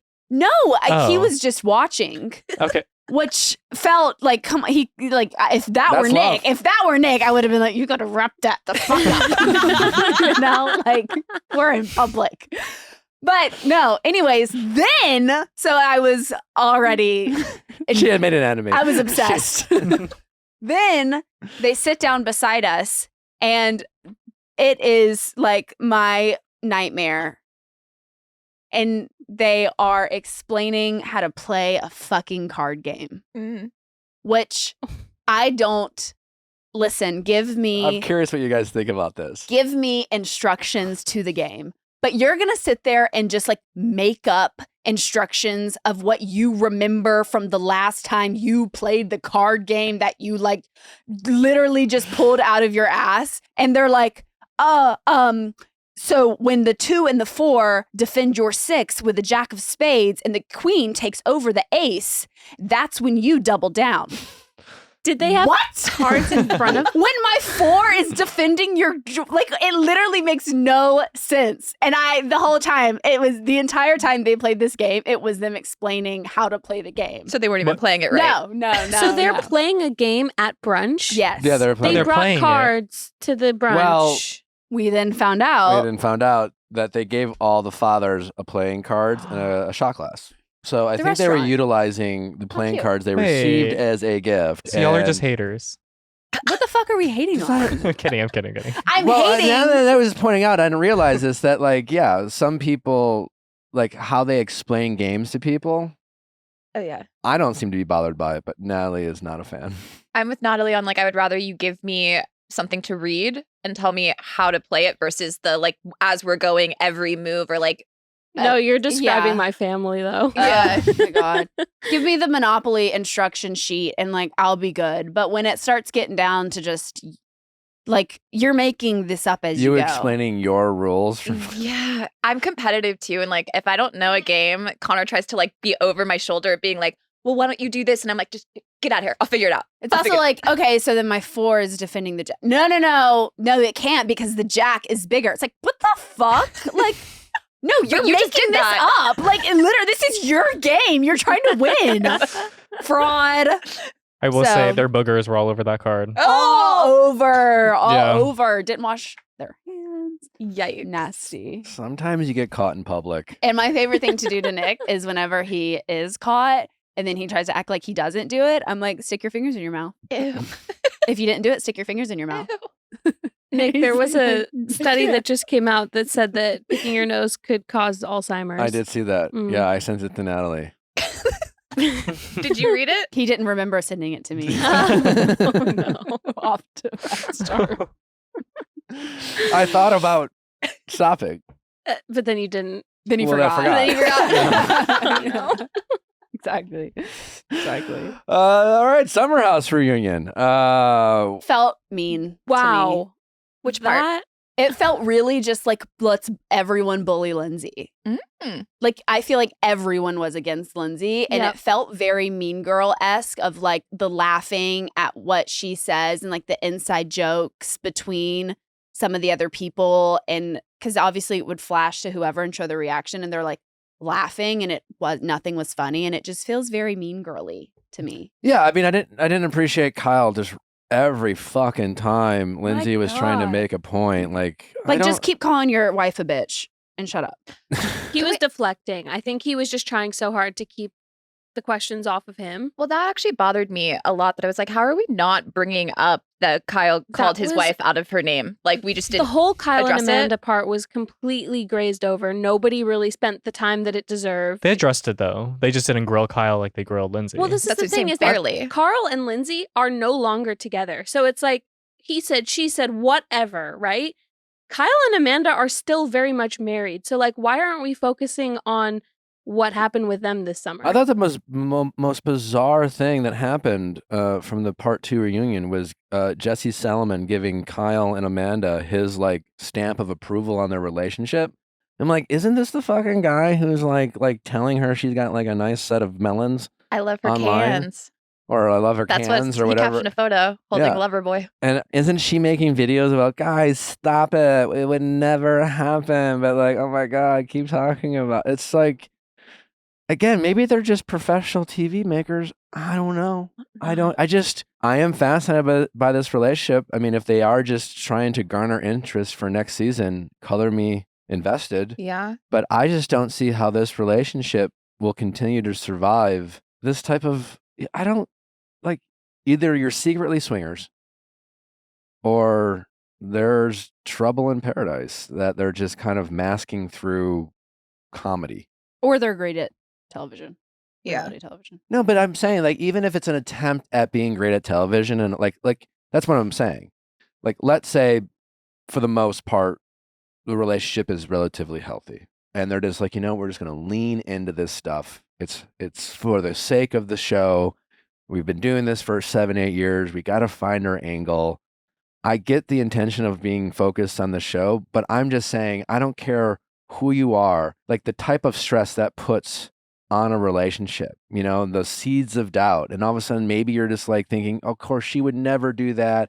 And that's just a joke online. But you get enough of people questioning your relationship and enough of people making comments. And then you get in your head is wait, do I have something to worry about? I just again, if they are doing it for the show, I still think it will backfire.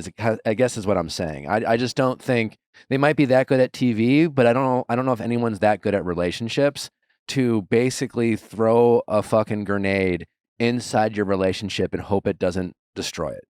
I don't. Then weren't there cheating rumors? So there was a video that was recorded of a fan while they were in Charleston, and it's Kyle talking to a woman they were talking closely at a nightclub. That's bull. Well, yeah, the video. Well, anyways, someone from Southern Charm, that Leva who owns the bar, came out in Kyle's defense and was like, that was an old mutual friend of both of ours. Like, I would hate for the idea that there's rumors flying around attacking their marriage, but it's random photos and videos of people close talking at a bar in a loud setting is like the lamest way of starting like romance rumors, because you lean in and be like, you can't hear someone, and like that's like old school paparazzi trying to start rumors out of nothing. So it is interesting though that the cheating rumors of Kyle are just like fan videos versus like Amanda's side is her chiming into it or like egging it on, you know? Yeah, I mean it's all kind of bizarre. Yeah, it's just, and I hope they don't break up, but if nothing else, it sure seems like they are fucking with a good thing. And basically using their if that's what they're doing, if it's literally hey, let's be good at TV, they're literally sacrificing the health of a relationship for drama. And usually drama always wins. I've never. Well, to refute all of the statements about her not going to the wedding and whatnot, Kyle posted on his story of him and Amanda in a backyard. So I'm assuming it's her parents' house, but them playing with the dogs and whatnot. So it was very much like, we are still a united front. She didn't come to the wedding, but I instantly came home to her. And she also posted about her mental health. I don't know if you guys saw that. Yeah, I saw that. Yeah. So it's just like, I don't know. I feel like they're trying to present a united front, and like, I wish them the best. When Lindsay too was like, her idea of sobriety and whatnot, and was like outing Carl for taking mushrooms when you took them with him and left that out. To be sober. She made sense, but it made no sense that she participated. Again, yeah, it doesn't matter if you claim to be sober. It doesn't matter. She was just trying to pose the question, like, what does sober mean? Like, and I'm curious to know what you all think. Like, what does sober mean? Because she was saying you just did you microdosed mushrooms and you smoke weed. I do think it's a valid question. I do think maybe that should have been a question at the start of his sobriety of like, hey, let's get everything on the table here. What's like on limits? What's off limits? Like, how are we going to navigate through this? Because I do see her side of like not having that conversation and then him being like, oh, let's do some mushrooms. And it's like, wait a second, is this going to like send you into a place it shouldn't? Or like, if he's like, I'm going to go smoke some weed, it's like, okay, but wait, is that going to do, like, I feel like it's always. To Nelly's point, it came across that in the moment she was fine with it and then decided to use it against him when she was catching heat for saying something she shouldn't have said. Yeah. But I will say the whole sobriety conversation and weaponizing sobriety, I just feel like it's been like talked about so much, and I get it's the reunion and they have to rehash it, but like, they're rehashing something that happened in the beginning of the season. And I just feel like once Lindsay was like, yeah, I shouldn't have said that. It's always kind of annoying when they like go to the person who's really involved in the main part of the drama, and that person kind of does something that they almost don't want that person to do, which is say, you know what? You're right. I shouldn't have said that.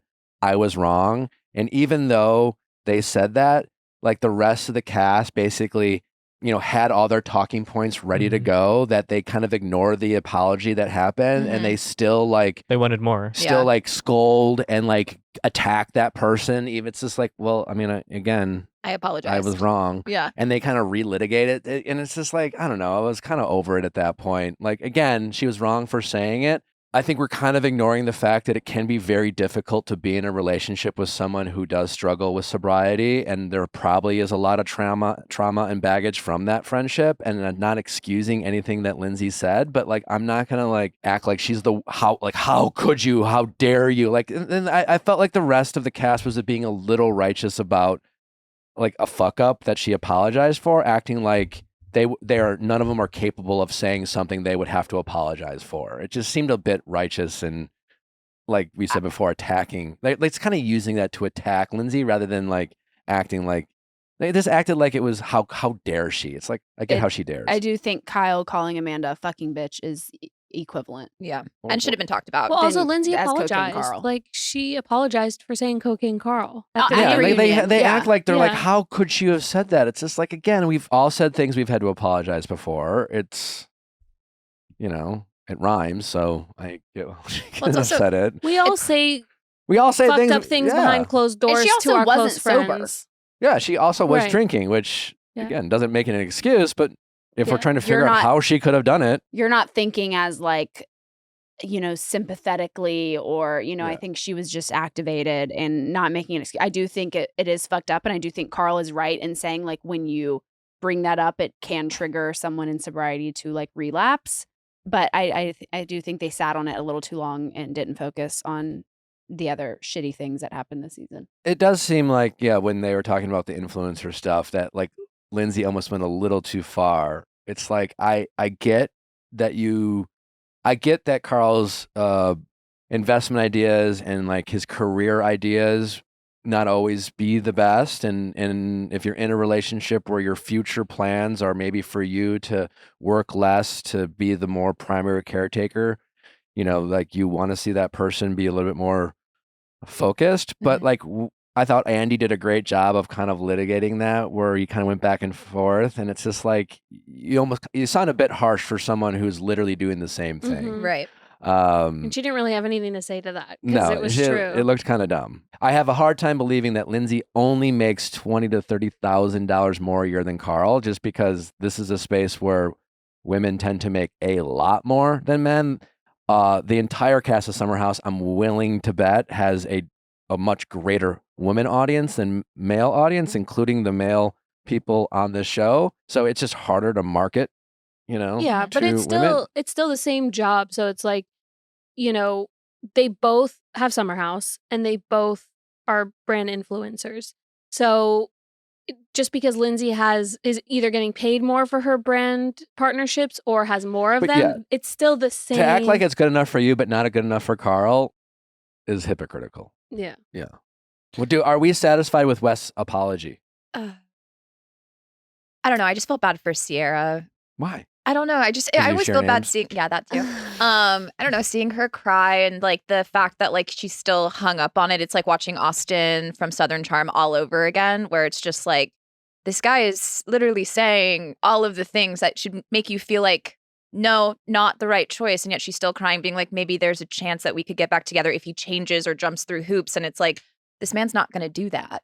So it's just sad in that sense to watch her be hung up on him. Yeah, I agree. And him just be like, I wasn't expecting her to say that. And it's like, anything else. Just say anything else. What would you want him to say? I don't know. Just like, I appreciated our time together. Like, unfortunately, obviously, I'm not ready to be in a relationship with you and you should move on, or just something that would be emotionally intelligent, which obviously I know your argument is he's not, but I'm just... What if the truth is that there's actually something about Sierra that he grew not to like, but doesn't feel comfortable saying that on national television? And that's fine. I'm just, you asked if I was happy with his apology, and my answer is no. Okay. Period. Right. Don't ask again. Fuck me. How do you feel about the leg touching? Page. Oh. Is it different for a man or a woman to touch someone's leg? It's different going either way, yeah. It's absolutely different. I think there's different ways that it happens. I think the like the slap is a little different than like a caress, a linger. Well, she was doing both though. Well, listen, I think it can be different, but I also think like I mean, when I used to frequent bars back in the day, I always felt violated by women at the bars. I would have my ass grabbed all the time. Oh, who's grabbing asses? Tacky. Yeah. Tacky. Yeah, no, but it happens. Bars are different contexts though. And like a bar, people are like, no. But like in bars, people are more touchy and like alcohol and flirtatious. I guess what I'm like, trying to say events. is, I don't think it's any more okay for the women to grab men's asses without their consent than it is for men to do that. I think it's gross either way, and I do think there's a double standard there. That being said, I do think it is different. I think, with men being more physically generally bigger and stronger and maybe more dangerous if they're not, good people. I do think it's different when a man kind of touches a woman in any way without her consent, rather than like what the Paige was doing. I think it's a little different. It is. Yeah, I definitely don't want to be. I think there's a difference between like stranger, like out in a bar and strangers, and then like the people who live in the Summerhouse house, which is obviously what we're talking about. First of all, if anyone is still grabbing strangers' asses in bars, stop. Like, don't do that. That's like really gross. Weird. I don't really know why you're doing that. But yeah, second, if I'm out in a bar and a stranger touches me in any sort of way, like I'm ready to fight. But if like were here and, you know, I don't know, like you or Derek or someone. Justin. Justin with the poke. Yeah. Just I testing. don't know, but it was funny how they like replayed it, how many times she did it, and then she did it again when it was. I thought it was very that funny was that funny, Jesse yeah. brought it up and was like, by the way, you know, you've touched my leg quite a bit this. It was pretty funny. Do we feel differently about Lindsay being blindsided after hearing that production didn't know that they were going to film the breakup scene? I don't think Lindsay has any less of a right to feel that way, and I can empathize why Lindsay, even after hearing what Andy had to say, isn't going to buy it. You know, granted, if we're taking Lindsay at her word, when she came on this show, she talked about like the night before how like Carl locked himself in a room and refused to talk to her, which kind of hints of like not wanting to like start the conversation before the camera showed up. That being said, I do believe Andy. I believe Andy. I don't think he's lying about it. And I do think that adds context for myself. I believe Carl more than I did before. I think it was a cop out for them to say we didn't know. Like for me, it's giving reality Von Tease, where it's like we had every reason to know that this might be happening, but we're gonna just say no. I believe that Carl 1,000% knew he was going to end the engagement. Exactly. Now, do I think he told producers, hey, I'm going to end this engagement? Maybe not. But I do think he told producers, like, you need to come, like, you should come film this. Like, we're going to have a talk, you know? And I do think in his mind, he had a plan to end the engagement, whether he told producers or not. I do think he came into that conversation knowing he was in it. I agree completely. I think that Carl knew what he was going to do, and I think he didn't tell production. Yeah, I believe Andy. I believe the producers. I believe that they didn't know. I don't believe that Carl didn't know. If Carl's telling the truth, then I don't think the production did him any favors in the edit, because the way it's edited makes it look like he was just unloading on Lindsay and venting and just saying a bunch of like mean things that he just bottled up over time, which is kind of what you do in a breakup, where you just finally, especially in this type of dynamic, where you feel like you kind of didn't stand up for yourself, and finally you have the opportunity to do that, and he's just kind of unloading on her. Now, again, that could have been a 3-hour conversation of which we saw 15 minutes of it, but for Carl to give this to the show, and for them to edit that looking like he was just unloading on Lindsay, it very much looks like he planned on doing it. But so it just, if that is the case, then the show didn't do him any favors. Well, what I want to know too is, because they filmed Kyle and Amanda's wedding as kind of like a bonus, and I wanted to know if there was a plan to film their wedding, because that's where I'm like, I think the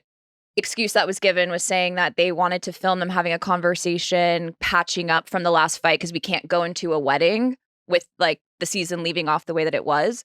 So that's why I'm like, that to me kind of plays a factor in it, because I'm like, did Carl actually know that like he wasn't going to go through with the wedding in that moment? Or like, why would they pick up cameras otherwise if it wasn't to film the breakup conversation? Yeah, it's interesting because all these shows that have done this like pick up cameras later and patch it into the finale of the season, like when The Valley did it, for example, like that season didn't end a way a season normally would if they weren't gonna then pick up cameras again. Yeah, I don't know. It's giving, like, I feel like the whole like Scandival recipe, if you will, is like, okay, well now we're gonna do this 6 months later or 2 months later, and then it's like, and I feel like they kind of have to, because so much happens in those 6 months, and then it's like, where were we left? Yeah.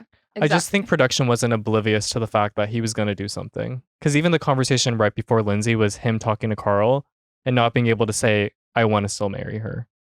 So like if production wasn't, they might not have literally been told like, I'm going to divorce. But I think that they knew like this is probably going to happen.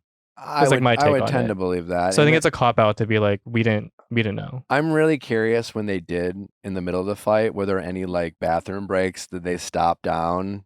And then did Carl and or Lindsay like have any like chats with producers in the middle of a fight? Because that'll happen on Bachelor. Mm-hmm. Like that'll, you know, if it's an intense moment, they'll break sometimes, take a moment, and then come back to the fight and pick it up. And I wonder if that happened. I wish we could ask Lindsay or Carl that. That would be interesting. Well, we have Elys coming up, and I know you guys, I'm curious, after our commentary about the Sierra and West of it all, are people still pretty much locked in their POVs? I think everybody's split. I think a lot of people agree with your position, and then I think maybe more people don't. Maybe more people don't. Maybe the majority don't. Not evenly. Some people. Yeah. But it is split for sure. But like we're watching. Okay, the segue into Perfect Match and like talking about these guys on Perfect Match, specifically like Harry, right? Like it is. I am floored, and maybe it's just because it's two different audiences, but I am floored by what is the reaction to West and Sierra and specifically calling out West and the lack of internet reaction to Harry Jowsey. Yeah. Because, I mean, again, I think West has maturing to do. I don't think West is without fault. Like, that's not the conversation. But I do think that West is also a product of our society's stance on dating. That's not to alleviate West of any wrongdoing, but I think the acceptance of hookup culture, I think that the acceptance of relationship status like situationships and things like that is causing people like West, both men and women, to have commitment issues, to be afraid of relationships, to not know how to define a relationship, to expect a lot less than they want out of relationships. And I think it leads to poor communication, and I think it leads to upset feelings, and which is all the more reason why, if you're people like Sierra, if you want to, you can be upset all you want, but like if you really want to protect yourself, you have to enforce your own boundaries. Because my point is, regardless of what you want to say about West, had Sierra done that, she probably could have prevented some hurt feelings. Flip to Harry. The reason why Harry is so dangerous, he's an emotional terrorist from what we're seeing. Again, like it is so outrageous on this show that it makes me wonder that it's not real. That they're almost just like playing a role. You know, I from universe to universe, you know, you wonder how authentic these characters are. But Harry's behavior is so diabolical, you know, because Harry's he's telling her that he loves her. That's what I'm saying. So it's just like love if you're bombing, gaslighting, like all of the things, and I'm watching it in real time. You know, we go back and forth and like, not to relitigate it, but there are certain things that Sierra could have done to protect herself. That if you're Jess, like, listen, when you're in a relationship, you want to believe your person. And when they, you know, say things like, yes, is it obvious from us watching that Harry's probably love bombing Jess because he gets in trouble and the next day we see them like saying I love you to each other? And like the notes on the bed. Yeah, but when you're in it, you want to believe that it's genuine, because even though we are aware of love bombing and all these types of terms and people moving too fast, you still want to believe that like you can fall in love and love at first sight. There's love at first sight, so you're vulnerable. And Harry's doing the type of behavior that even if you are good at enforcing your boundaries and even if you are good at checking in with yourself, you're still at risk of getting mind fucked by people like Harry. And there's nothing you can do about it. Yeah. And that's what's so dangerous about guys like him. It just blows my mind that the internet is losing their shit over a guy like West, who's just like a little immature and has no experience in dating, is kind of like giving a little fuckboy, but he's not giving like lying to your face. Like Harry comes across as a guy who gets off on finding people who are good at, or who are just at least good at setting their boundaries or trying their best to like change the behavior. Like they've done the work, they've had a bad past, they maybe had a bad picker in the past, and now they're putting themselves out there only to run into a guy like Harry. And Harry, I don't know if you've met him, he's very charming, he's tall, he's very good looking, he's a very intimidating presence. I also think we have to keep in mind that when we're watching this show, so we've seen Jess now on two different shows. We've seen her on Love is Blind, and we've seen her now on Perfect Match. But when they film this stuff, so Jess is now filming her second show, and when she's filming the show, she's a nobody. No one knows who she is. You know what I'm saying? She's never been famous. So she is interacting with a bunch of people who are literally celebrities, and Harry being the biggest celebrity of them all. So there's definitely a power dynamic difference in that relationship that Harry is taking advantage of. And I think it's just something to note when you watch it, of just like how inexperienced Jess is in this atmosphere compared to people like Harry. And it blows my mind that people are just like, ha ha ha ha ha. Yeah, it's just like a TV show. The comment section under West's Instagram versus Harry's Instagram it's fucking wild. Is It's wild. nuts. It's absolutely nuts. And it's weird because Harry has very consistent issues in relationships that have just been out there and talked about, obviously. But it's just There's a paper trail. But it's interesting to me that like when somebody brings it up to him, he plays the whole like, that's so hurtful. I can't believe that you would say that. I've moved on from that, and then still exhibiting the same behavior. But it's like we're upset that West like duped us essentially, which is not true. But it's like kind of this like, oh, I thought you were this kind of way. I'm shocked by this, but it's really not that big of a deal. Where Harry's just like, hi, I say terrible things about people. I'm bringing up someone sex shaming, slut shaming, like love bombing, bringing up her kid involved in it. Like, and I'm like, how long? No, everything he did was Gaslighting, diabolical. the manipulating. He's It just was horrible. So scary. Like he's horrible. But I want to know how long this process is. Because I'm like, also, are we not like red flagging where I'm like, you love me? I've been here for 3 days. Yeah. You know what I mean? Like, it's like, but it's this controlled environment as well that I'm like, I can understand how people get sucked into this reality, but it wouldn't be the same reality outside of this villa. He definitely followed the Bachelor timeline. And I feel like in both of the scenarios where he was like in trouble with Jess, it was, but I'm falling in love with you. And then it was, but I love you. And it's like, you are so sick in the fucking head. It's like so scary to watch. It's, I did something to embarrass you, but now I'm crying and I feel bad and about I'm vomiting. it. And don't make me feel worse. I've been literally vomiting. Yeah. Well, No. then he says, I don't want to disappoint Autumn, your daughter. Oh, That's the part I was like, he was weaponizing her daughter. Everything he single did day. was it's as if Harry, that's what I'm saying. It's so outrageous. It's as if like Netflix and Perfect Match are trying to give you a tutorial because like I'm the guy who's always like, that's not gaslighting, that's not love bombing, that's a misuse of that word. And Harry's here to be like, let me show you. It's like a, it's like I'm going to give you an example of a tutorial. It's like a tutorial or like a public service announcement on what the actual definition of these things are. And Harry is a walking textbook of all these diabolical behaviors that are in fact like forms of emotional abuse. Yeah. Let's get Elys. All right. Anyways, let's get Elys on here to give us maybe some fill some gaps or get us some answers that we are looking for. Like, did he actually make out with Melinda? Hello.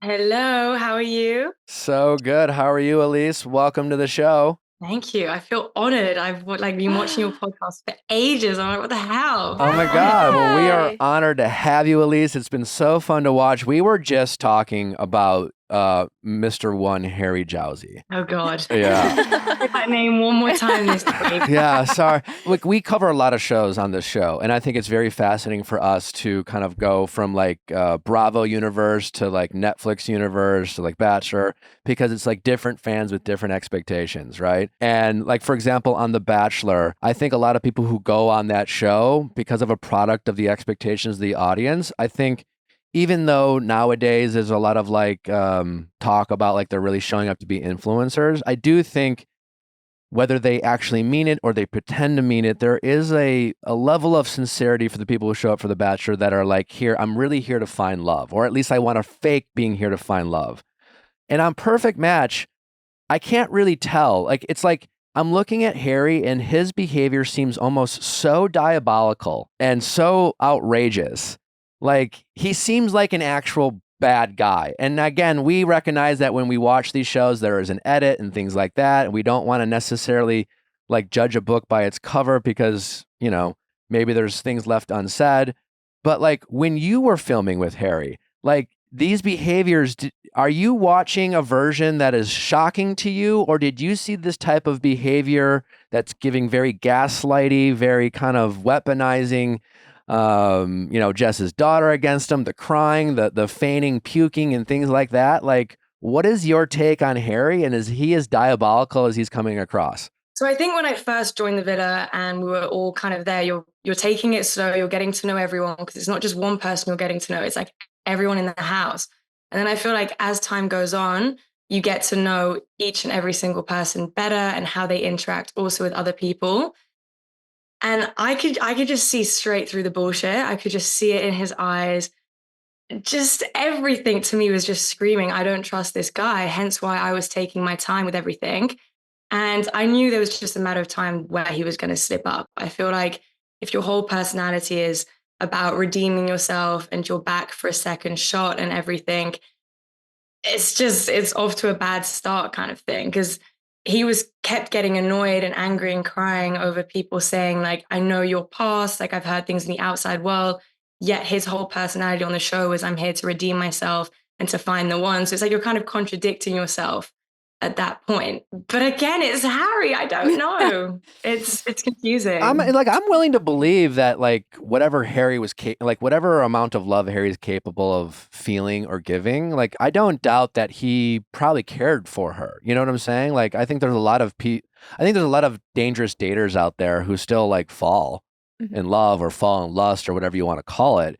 It's just more once he enters into these relationships, he's again, the word that keeps coming to mind is diabolical, or it's just like he can't, he on the whatever it was, the mixers, like he was just, being another fuckboy, like making commentary when what's her name was like going hard to the paint at Kaz, and Harry's just like, if I had 2 kids or whatever, I'd still wouldn't be able to like help myself. And you like, that just seems like an honest statement from Harry. And then when he's back with Jess, he's like, it's a totally different, like he can't help himself but to lie and deceit. And it's just, he seems incapable of a healthy relationship. Do you know what I think is like quite scary watching it back? Because we were all there. So we know like a lot of people only see 10% of what happened. I almost feel like he believes his own lies. And he's so good at convincing you that like something didn't happen, or like even after I'd be questioning myself, like, was this just a friendship thing? And then I look back at something that maybe wasn't caught in the edit and I'm like, yeah, no, like I'm getting gaslit. But in the moment, you believe him. Yeah. It's wild to rewatch it. It seems like one of his moves. Yeah. It seems like one of his moves is to downplay the seriousness of anything. So like when he was like dating you and then he swerved, it sounds like, he tells you, it was just a friend thing, no big deal.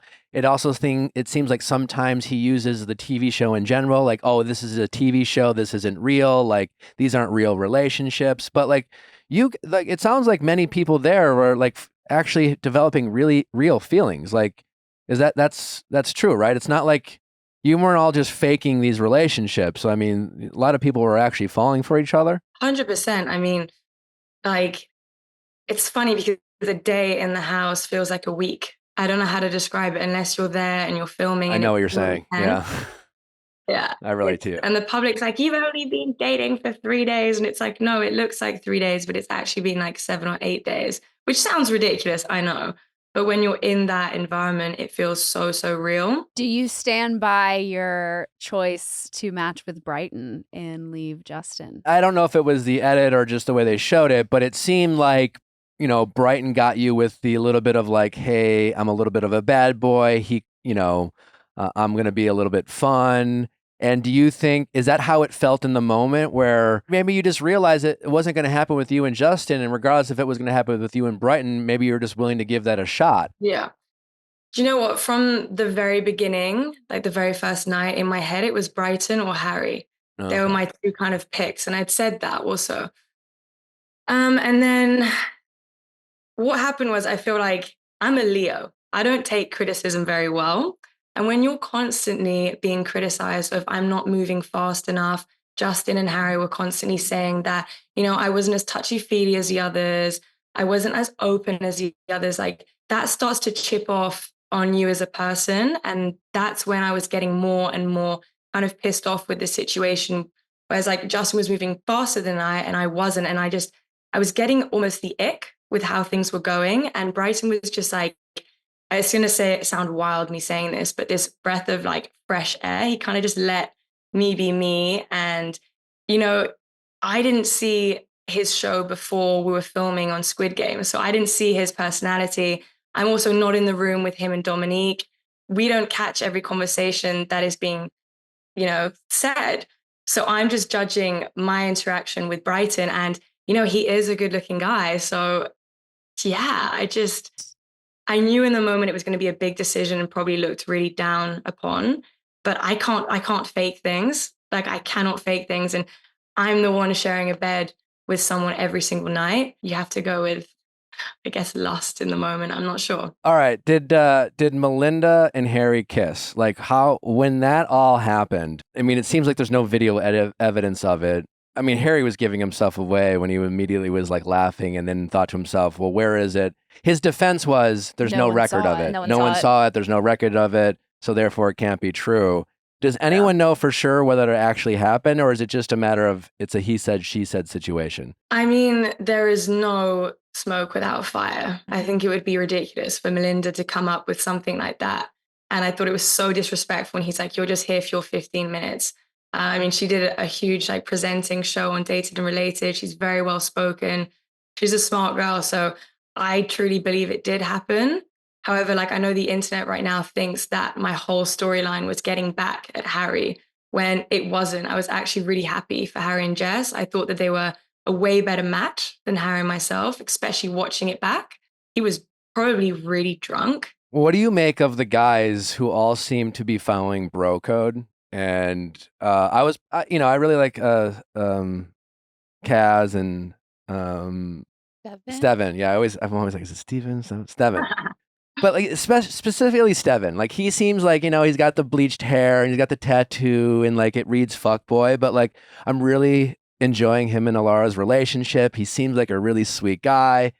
But like why was he defending Harry like that and going to Jess and talking about the 15 minutes or, it's just like, why are these guys buying Harry's bullshit so easily? Like, what do you think is going on there? I have no idea. Maybe Harry's paid them on the outside. Do you think there's an element of like Harry being like the guy with the most followers and the most popular and the most famous? Like, do you think it's like a lot of these guys kind of being his like minions and like doing what Harry says and doing what Harry thinks they should do and being afraid to kind of step out of his shadow? 100%, like 100%. Yeah, not Brian. When Brian was talking to you, he's just like, well, I didn't want to step on Harry's toes. It's like, you didn't have a problem stepping on anyone else's toes but Harry's. Like, clearly he didn't think that he could win against Harry. And it's like, it's such an ick to see these guys cave for someone like Harry. It's like, we get it. He's 6'5". Who cares? Like, go down swinging at least. Yeah. The encouragement that you gave Britton. Yeah. Okay. Britton. That Kaz seemed to have a strong reaction to. In the moment, did you see where he was coming from? Or were you like, no, I'm truly just like trying to be a part of this experience? I feel like every single person should have had the same kind of like experience where they could have spoken to whoever they wanted, like to try and get into the villa or to find their perfect match. So I will stand by that. And after having watched that scene, to be honest, it was getting so boring. Like every night, I love Kaz as a friend. I really, really do. However, it was just getting pretty boring every night. Like they were having, Mike and Kaz were having conversations with different people and then they couldn't make their mind up and they were coming back together and it was just dragging on all the time. And I think at some kind of point, you need to just make a decision. Like, do you want to be with Micah or not? Why are you entertaining all these other conversations? And it was just like, to me, it was just becoming, I don't know, quite ironic. Like, what is happening? And I mean, they threw the first rock at me, so I was just throwing little pebbles back. I very quickly realized, okay, I'm not here to make friends. This is a competition of love. And that's exactly what I did back. Like, I was there to find my perfect match, not kind of, help other relationships. The whole point of the show is to find your perfect match and to win. Was Micah equally talking to men, or was Micah talking to guys because Kaz was talking to women? Like, was she reacting to Kaz, or was she kind of doing her own thing, but not? Because it like when Kaz made out with Holly, is it Holly? Mm-hmm. Mm-hmm. Yeah, like it's extremely aggressive. It seemed aggressive and outrageous, and I get it was a game, but for Kaz not to acknowledge that Micah had the right to feel a certain way about it, and then for him to kind of accuse Micah of having a double standard, I didn't quite see the double standard. But is there something that we were missing from not having been there, or how did you see it, like having been in the villa when it was going down? I think in the villa, I definitely thought it was more Kaz kind of entertaining the conversations. And I do think a lot of girls were throwing themselves at Kaz, and it was probably quite difficult for Kaz. Like, I get it. But then on the other hand, having watched the show back, I think what a lot of people are forgetting, because it seems to be on the internet, this whole Team Micah against Team Elys, which is wild because anyways, is obviously as a couple, they try to mess with Harry and I, which they did. Micah thought it was very funny after having said to me, you have nothing to worry about. Jess isn't Harry's type. He was to a T. However, then she speaks to Justin, finally, when I had a match, before I spoke to Kaz. So I was like, okay, we're playing this game.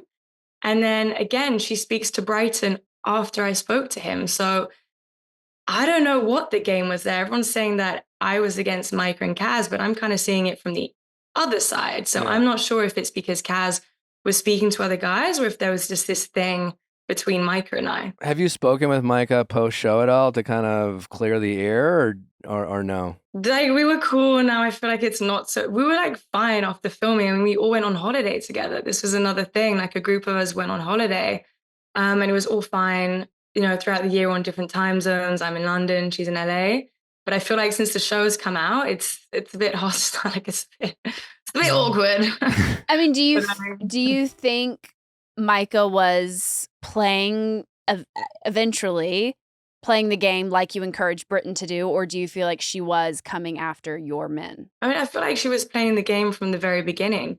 Like she threw the first rock, and then everyone on the internet is like, Elys is the villain. She's horrible. And I'm like, are we watching the same show here? Like, who threw, like, you know, she threw the first shade, and it was never me like trying to break Kaz and Micah up. But I think everyone watching it could see that throughout the whole time, they were not 100%. Every time someone walked in, Kaz's eyes shifted. And I'm like, this is going to work for a second in the outside, like, world. Like, fuck. That's like 20 women that walk past you in like 10 minutes in London. No, you could argue that you were doing her a favor, you know, whether she thought that or not. She did me a favor, apparently, with Harry, which she did. But then I guess I was doing her a favor. But I genuinely, it still mind baffles me that I'm in the wrong for matching up with Brighton towards Micah. Like, I spoke to him first at the, you know, girls' day when the guys came into onto the beach.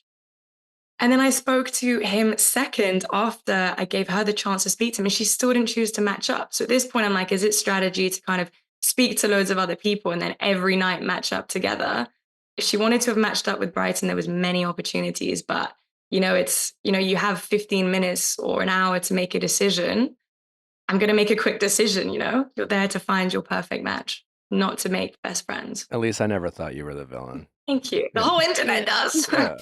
I mean, like first you seem maybe slightly petty with Harry, but like I certainly didn't fault you for that. But like also it's not funny. That serious. Yeah, I didn't think it was like that serious. I don't know. Maybe, but the internet is the internet, so. There's this whole thing being thrown around, like this like lingo of girls girl. And I'm like, not a single person in there was a complete girls girl. Like you can't be a complete girls girl because whoever you're going to match up with, you're going to step on someone's toes at some point. You had to take someone's man at some point. Yeah, I mean, it's the premise of the show. Like for you to show up and be a girl's girl or guys. I mean, first of all, yeah, I don't even like seeing the whole like bro code conversations on this show. Like it would be kind of bad and boring TV if it was just like women focusing on being girls in this atmosphere where like you guys are literally given the opportunity to sabotage relationships. That's the whole point of the boardroom.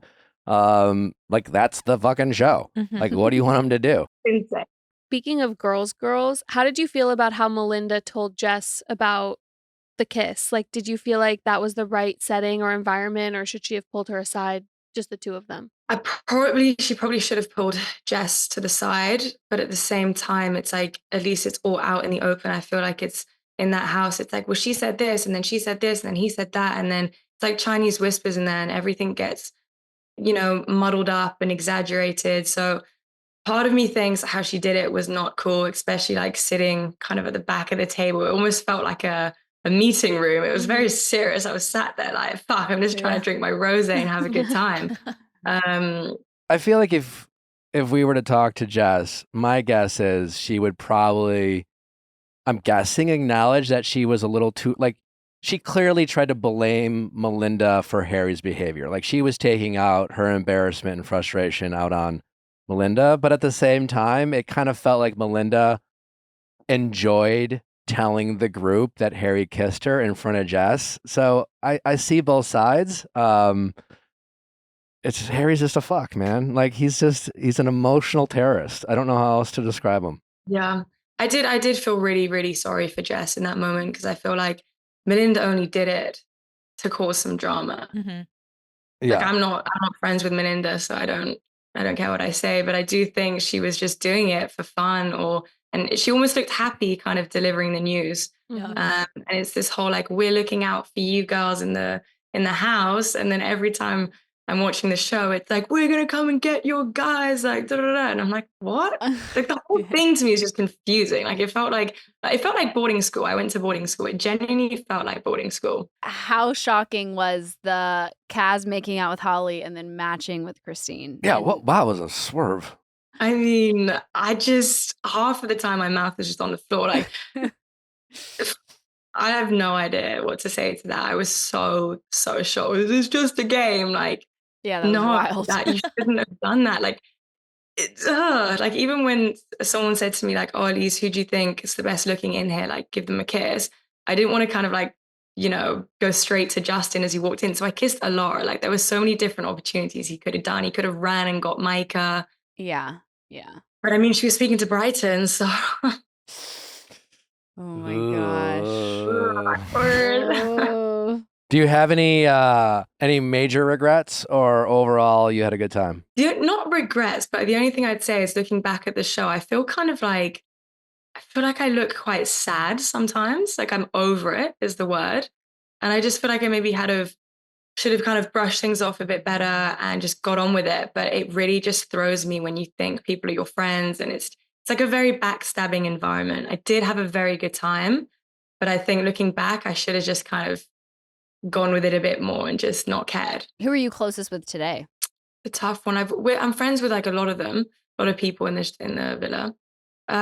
Maybe Tolu, Alara. I mean, I was very, very close to Steven during filming, but it's really difficult when we live halfway across the world from each other. Yeah. Final question: is Harry more misunderstood or totally bad news?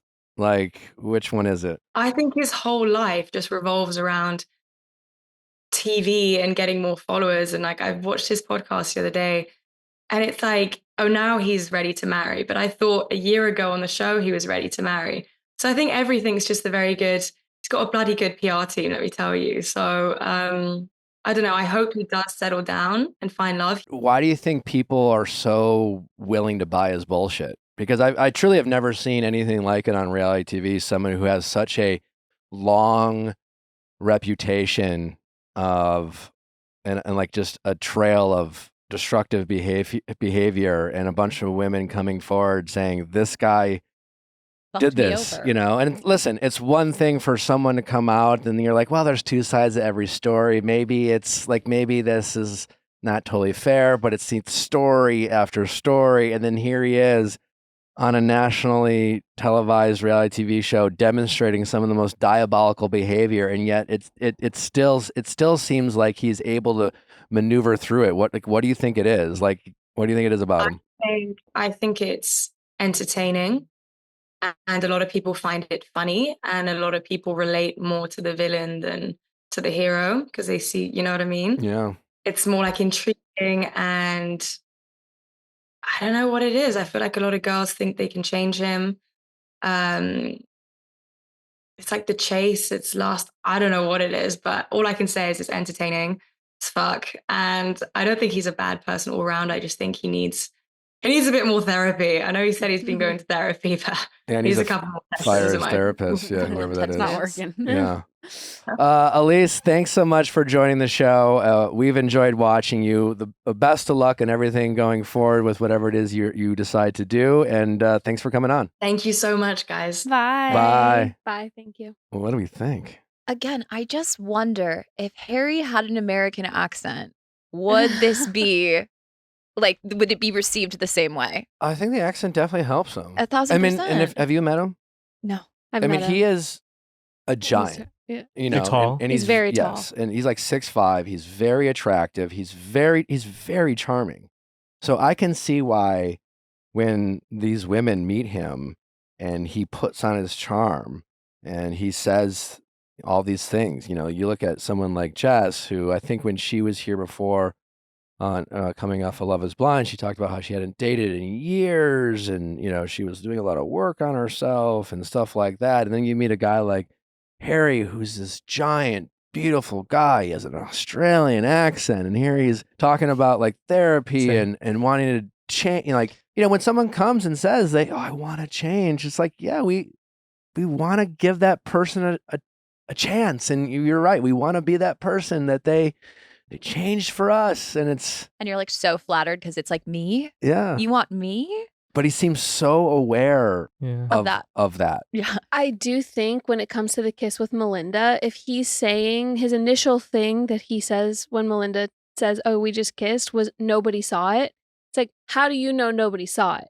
That's because you made sure to look to make sure there were no cameras around, and then you did it. So he's a professional. This is like he's been on a couple seasons of Perfect Match. He knows how this shit works. You know, a lot of these people here don't know. So he's playing chess while they're playing checkers. I mean, it was just so obvious, like how guilty he was. Like, because first he's laughing about it. And you could tell he was he was totally faded, and you could tell as he sobered up, his defense became weaker, but like more aggressive. He was more aggressively, like at first he was like, ha, ha, ha, ha, that didn't happen. You're silly. You're going to get me in trouble, to like gaslighting, you know, Melinda, and like trying to, you know, her, you know, accusing her of like taking advantage of him and his celebrity. Yeah. Also him blaming his either hungover or drunk vomiting on feeling bad about what he did.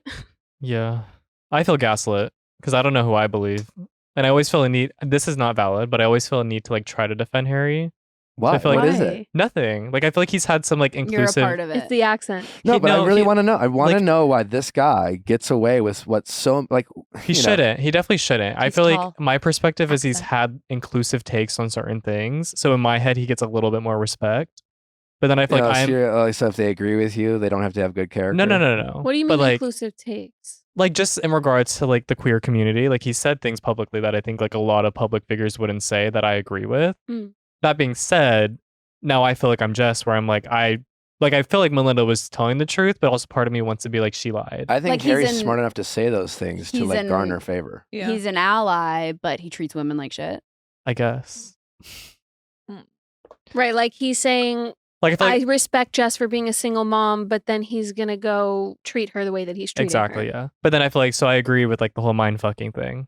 And I feel like I am Jess as an audience member. Didn't Melinda also like have somebody confirm that like her makeup was on his face or something? Like that was a conversation at it was the like table. Bryn or Holly. Somebody like saw that. Yeah. Someone said it, yeah. Which, and I don't know how tall she is, but again, he was carrying her. So I'm like, face to face. Yeah. But they didn't kiss. Okay. Well, and seeing that my brain is like, well, if you pick her up, like it's possible your head like touches her head. Or he was carrying her like a baby. A baby, yeah. But that's just me like instinct is my instinct is to defend him, but I'm like, there's no reason for me to be doing that. You're a part of the problem. I am the problem. Yeah. It's me. Hi. I'm the problem. It's me. Someone else that I want to defend is Teresa Giudice. Oh. So in this episode, Teresa gifts a Blue Label bottle to Joe, her brother, who she's not speaking to, because they do a housewarming party that she's also not invited to. But the whole drama is Rachel won't bring the gift to Melissa, but then Dolores brings it to Melissa. And like, do you think it's pettier for somebody to give a gift knowing that like, we're not talking, I'm not texting, I'm not calling, I'm not reaching out, but I want there to be a public presentation of this gift? Or is it tackier to not accept it because Joe in turn takes the card and throws it in the fire in front of everyone? If Teresa's trying to set up Joe, then Joe took the bait. You should be smarter than that. Open up the card, read it. Maybe it's something nice. If it's not, then you have ammunition. But like, why aren't you willing to at least read the card? Right, that's what I'm saying. I feel like, I mean, their whole thing is like them trying not to give Teresa and Louis like any credit whatsoever. At the same time, I kind of feel like Teresa's a little bit pathological as well. And she's somebody who believes her side of the story, even if we're watching it and that's not what happened. So it's like, I don't think it's coming from an altruistic place where it's like, oh, I want to give my brother a gift for his housewarming. But like, I'm so sad that I'm not invited because you're not actually reaching out. You're doing it as a public display that like, I'm not the asshole. They're the assholes. So I don't know. I feel like it's a little tacky on both ends where I'm like, if you're not going to have a private conversation, still trying to find a way to grab screen time at somebody else's event. I don't know. It comes off tacky to me. Is it more offensive to re-gift the bottle and give it away, or to throw away the card but open the gift and still get drunk? I don't know. I feel like it's a little, I don't know. I have a weird take on like re-gifting. I don't know. I just feel like it's kind of weird to keep something that you don't want and being like, maybe at some point this will be good for somebody else. But it can get you into trouble because you could re-gift something, either forget and accidentally re-gift it back to the person who gave it to you. I would never forget. There's no way. It's happened to some friends of mine before. What do you mean? Like they gave something that somebody gave them No, prior? they received a gift that they had gifted somebody else. Like that person. Like, yeah, these are avoidable situations. Or like a friend of yours is like, oh, where'd you get that gift from? And then they'll say, oh, yeah, this was from Sierra. And then, oh, funny, because I gave that to Sierra. I do think it's messier to burn the card. But also maybe that was Teresa's angle, because it's like you don't care. You care about our present or taking the present, but nothing that I had to say about it. Do you think Teresa set him up? The more I think about it, I think so. I think she's smart. But also like that could have been a good opportunity to like start mending those relationships. Yeah, what if the card said, listen, it's I was all wrong. my fault. Yeah, right? I was wrong. Could we please be brother and sister again? Probably not, but maybe it said that. But maybe. Yeah.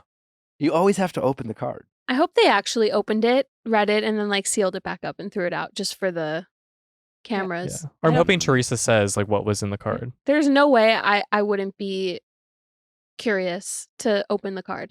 Now, if Joe is real smart, he opens the card off camera, takes a picture of the card, especially if the card doesn't say nice things, takes a picture, seals it back up, throws it away, gives the impression that he hasn't read it.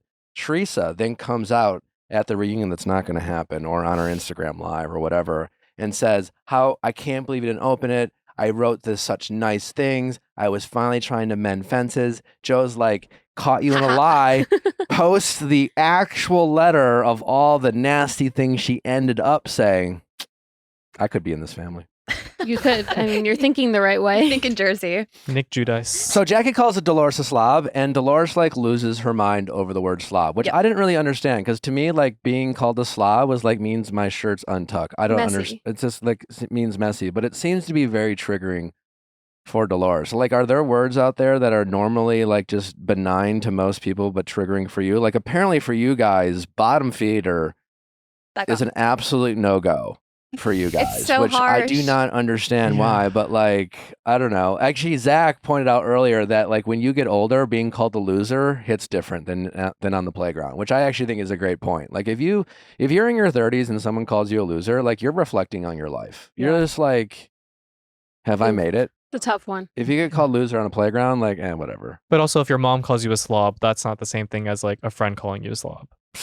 Like for me, it's more personal to have a friend call me a slob. Natalie has definitely called me a slob before. I was fine. I lived. But you're like related, or like not related. Oh. But you guys are related. But you guys are like together. They're married. There's a familiar connection. So it should You are hurt not less? related. Yeah, because like if a mom called me a slob, it'd be like, okay, I'm messy. Versus if like a friend called me a slob, it's like, Coming for everything. yeah, it's like why? Attacking your whole character. It was such a thing in middle school or high school. It's like, oh, how do you think she looks or whatever? And being called cute was like the worst thing in the world. That's a hot take. Being called cute. Yeah. Like, oh, she's cute. You hated that. Like passive. Hate. Well, because cute. that means, oh, I'm not gorgeous. I'm not stunning. I'm not hot. When I was in high school, you did not want our coach to call us punks. Oh, If he called you a punk, that was the worst. you are not going anywhere in life. Anyways, think about it. We have a lot to talk about this Thursday. It's going to be another episode of Reality Recap. Lots to get into. All your favorite pop culture topics. Gypsy Rose is making out with more women than men these days. So yay for her. Brian Baumgartner is joining us for Reality Recap along with Steven from Perfect Match. We're going to see what's up with Bro Code. See what's going on with him and the rest of the cast. And then next week, we're bringing back Going Deeper for Micah to talk about her time on Perfect Match. Did we think did she get cheated on? Let's discuss on Thursday. Does this count as cheating on reality TV? And In it's a a game? game? Hard to say. I don't know. We'll see you on Thursday. Tell your friends about the show, rate, review, all that fun stuff. See you then. Bye.